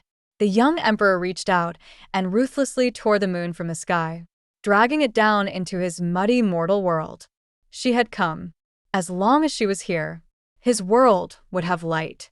He used the scepter of an emperor to threaten, the tenderness of lips and tongue to seduce, possessing, devouring, everything pure and radiant about the moonlight. Perhaps he was despicable. Perhaps he was possessive, mad, cruel. But so what? As long as he could keep her, even becoming a demon was worth it. I fell into a heart-pounding abyss. When I finally struggled awake from the haze, chaos filled my vision. The man, however, remained perfectly composed, clothes immaculate, as if nothing had happened. The only one left disheveled was me. Fuming with indignation, I kicked him hard. He caught my ankle effortlessly, and in the next moment, something cold clasped around it. My heart tightened. Was it shackles? Lowering my head, I looked. It was a thin red string, with a delicate golden bell dangling at the end, swaying softly. An anklet. A vow. When a man ties an anklet for a woman, it means binding her, body and soul, for this life and the next. His eyes lowered. His long, distinct fingers plucked the little bell gently. A crisp, clear sound floated through the air, brushing past my heart. He murmured thoughtfully, "Sounds nice." Then, his predatory gaze fell into my flustered eyes. "Let's see how it looks when it moves." This time, there was no escape. Li Qi, that madman, dragged me straight to the Empress Dowager. "Grandmother, this is your future granddaughter-in-law." Before he even finished speaking, a teapot came flying and smashed onto his head, blood instantly soaking his face. He wiped it casually with one hand, utterly unfazed, and continued, "Grandmother, go ahead, smash me all you want. When you're done, we need to discuss the matter of establishing the Empress." The Empress Dowager said nothing. She simply roared, "Get out!" Blood trickled steadily from his face, but he stood his ground without moving an inch. It was a horrifying sight. I hurried forward, tugging his sleeve. "Mother Empress, he's just confused. I'll talk him out of it." But he gave a cold, mocking laugh. "Confused? Can't you see it clearly?" The Empress Dowager hurled a teacup at him this time. "You've lost your mind. You dare marry her? I dare kill her." Li Qi's gaze turned chillingly dark. "If grandmother dares kill her, then I will raise your entire clan." Everyone knew of his iron-fisted rule since ascending the throne. No one dared to challenge the authority of the emperor. The Empress Dowager was momentarily speechless, trembling with rage. Li Qi walked up and supported her arm gently. "Grandmother, let's each take a step back." Grinding her teeth, she spat. "You want her as your woman? Fine. Hide her away somewhere. I don't care. But she must not become your empress. The empress must be someone else." Li Qi replied without hesitation. "Impossible." The Empress Dowager gasped for air, furious. "Then what step back are you talking about? I only want one woman, and she must be my empress. There's no room for negotiation." But his tone softened slightly. "I can change her identity, so everyone will be satisfied." "What identity?" "The Princess of Dongjun. I quelled their rebellion recently. Their ruler owes me a favor. He will help me with this. The Empress Dowager let out a bitter laugh of rage. You've planned it all out already, and you still bother asking me? Li Qi lowered his gaze in a gesture of deference. Grandmother, I still respect you. The Empress Dowager was so angry she couldn't even speak anymore. With a furious sweep of her arm, everything on the table crashed to the floor. Get out. I want to talk with you. I tried to reason with him. He nodded and gestured for me to sit. Talk. Very soon, he seized control of the conversation. He asked, Ji Yunfu, your concerns are still those three, aren't they? Huh.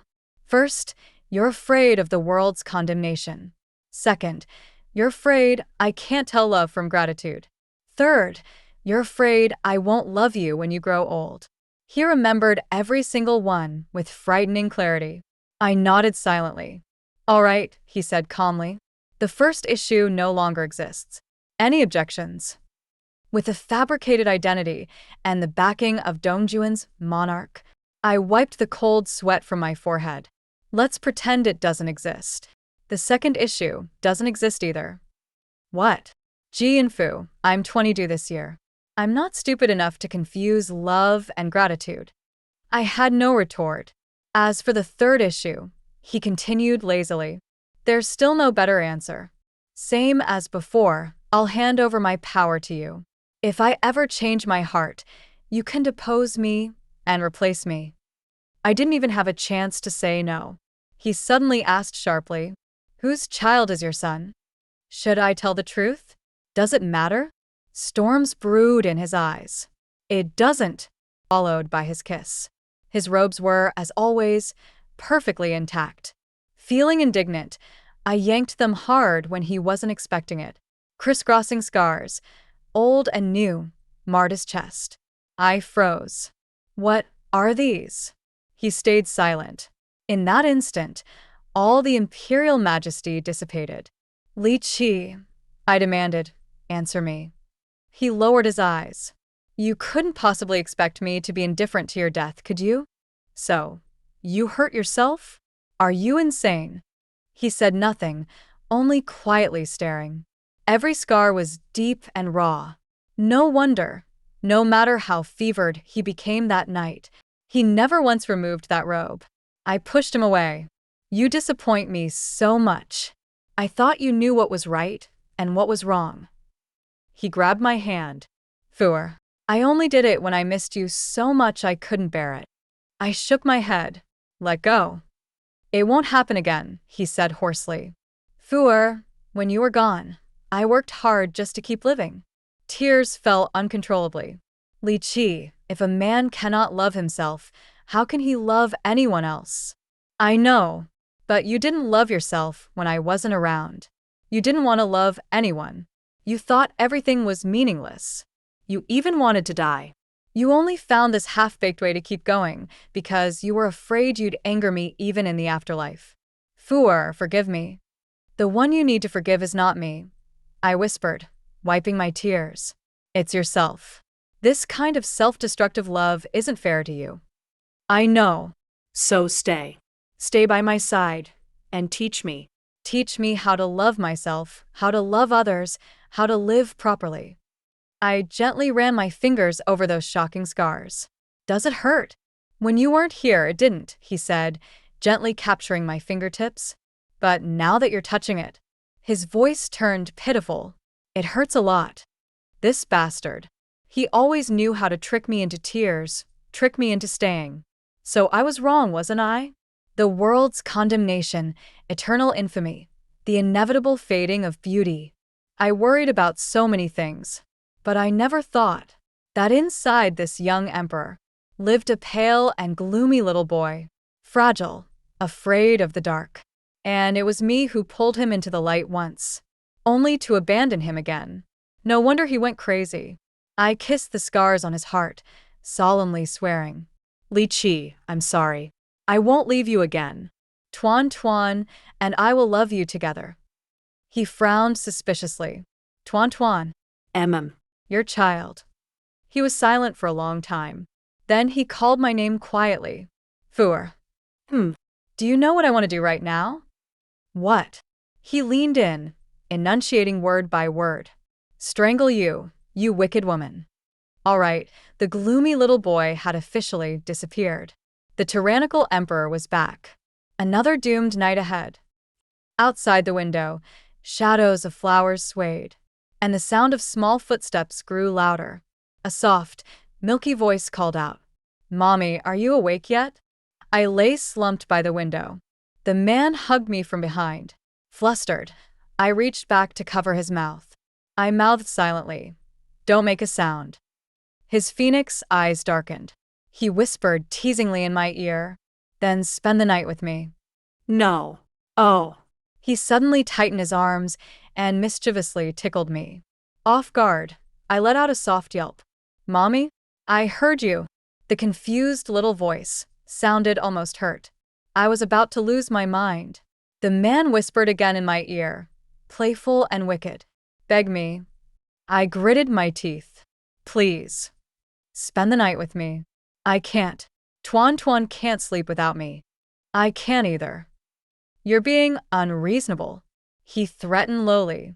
"Then you haven't seen unreasonable yet." I immediately grabbed his hand. "Fine." Finally satisfied, he let go of me. I hid behind the screen to straighten my hair and robes. Meanwhile, he casually played with the little cat under the window and ruffled Tuan's hair. "When I was 3, he said loftily, "I didn't cry for my mother all the time. You should reflect on yourself." Tuan glared back fiercely. "You're already so big, and you still cling to mommy every day.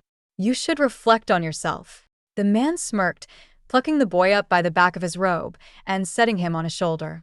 "Insolent. I'm the emperor. I do whatever I please.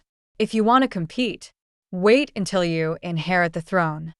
"Li Qi, shut up." I snapped from behind the screen. "Is this how you teach children?" Who would have thought? The young emperor was absurd enough to hide a woman under the table of the council chamber? He really wanted to hammer home my reputation as a femme fatale. He leaned lazily back, his sexy atoms apple-bobbing slowly. "Let's do as Uncle says." The man's mesmerizing eyes darkened, filled with lazy satisfaction. Grinding my teeth, I lowered my head and furiously twisted the silk handkerchief in my hand. Terrifying man, toying with me under the table while discussing state affairs with Jiang Yuyan. How could he even do that? In my daze, I suddenly felt something ticklish at my neck. My heart jumped violently.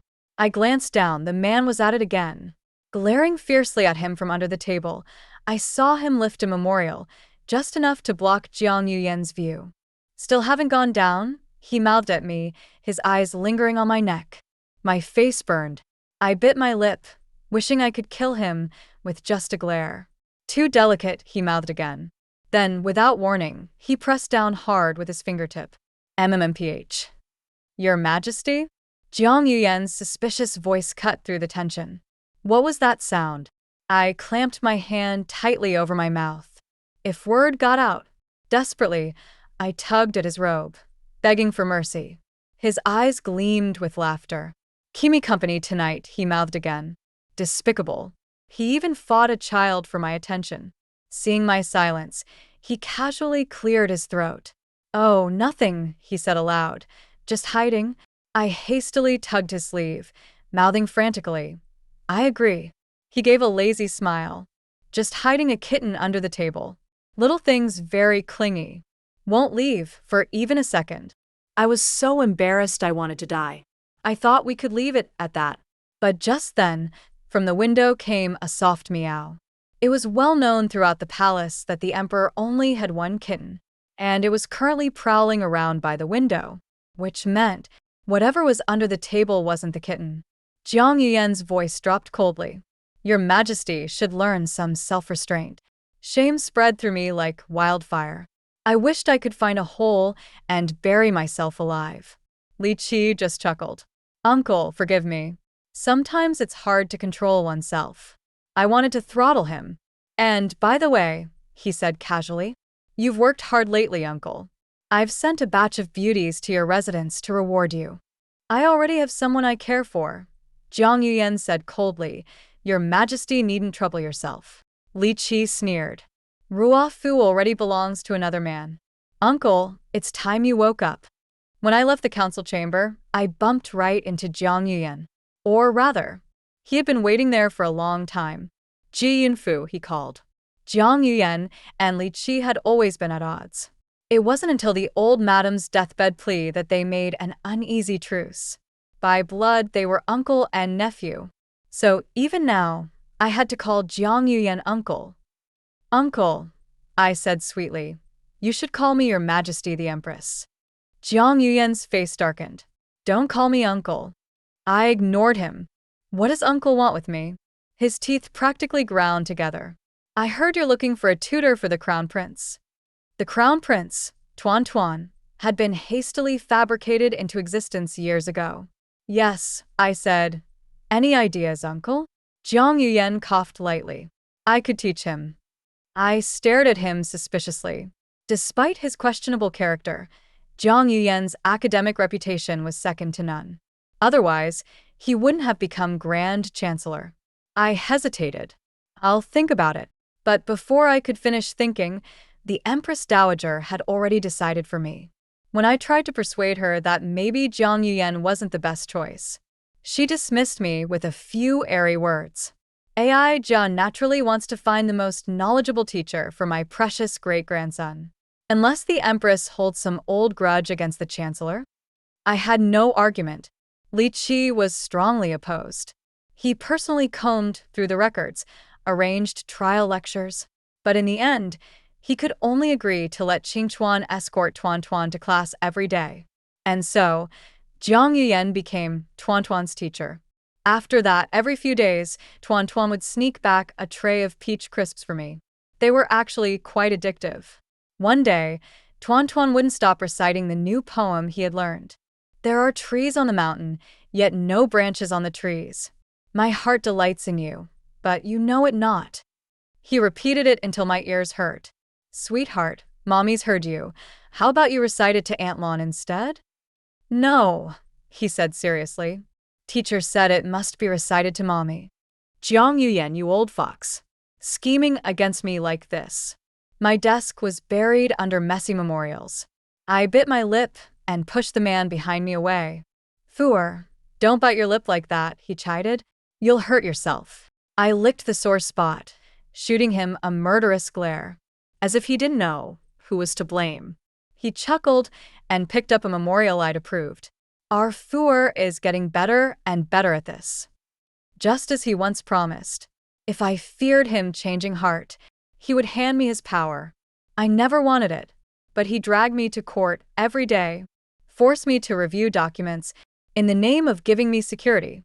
But somehow I felt something was off, because now, from dawn till dusk, I was glued to his side. Whenever I protested, he replied with a straight face. Fuer, don't trust men, trust power. You're just making me do all the work while you slack off. He smoothed the tassel tangled around my ear. I'm busy too. Busy with what? He leaned in, his low voice tempting me at my ear. Busy being the man standing behind you. Above, the Milky Way and fireworks bloomed together. Below, fireflies flickered between the shadows. The little kitten slept soundly by the bed, while he hugged me lazily, brushing my hair as I rambled. At some point, I asked drowsily, when did it start? When did this rebellious love begin? Not quite sure. His voice was low and relaxed, full of a kind of serene comfort. I tilted my head up to look at him. He stretched lazily, Adam's apple bobbing slowly as he fell into a hazy memory. My first time on the battlefield, he said. When the soldiers rested, they told dirty jokes about women. He looked down at me, a small smile tugging at his lips. That night, I dreamed of you. The Milky Way spilled from his eyes, sparkling gently. After that, I dreamed of you every night, across mountains and rivers, under every moonlit sky. You slipped into my dreams, tempting me. When I returned to the palace and saw you again, I couldn't control myself. He stroked my cheek. Couldn't control, and didn't want to. So, I seduced you quietly. spreading the plague I caught to you." His voice was hypnotic. Sleep tugged at my senses. I mumbled vaguely, "Yeah, I've caught it too. Guess I'm hopeless now."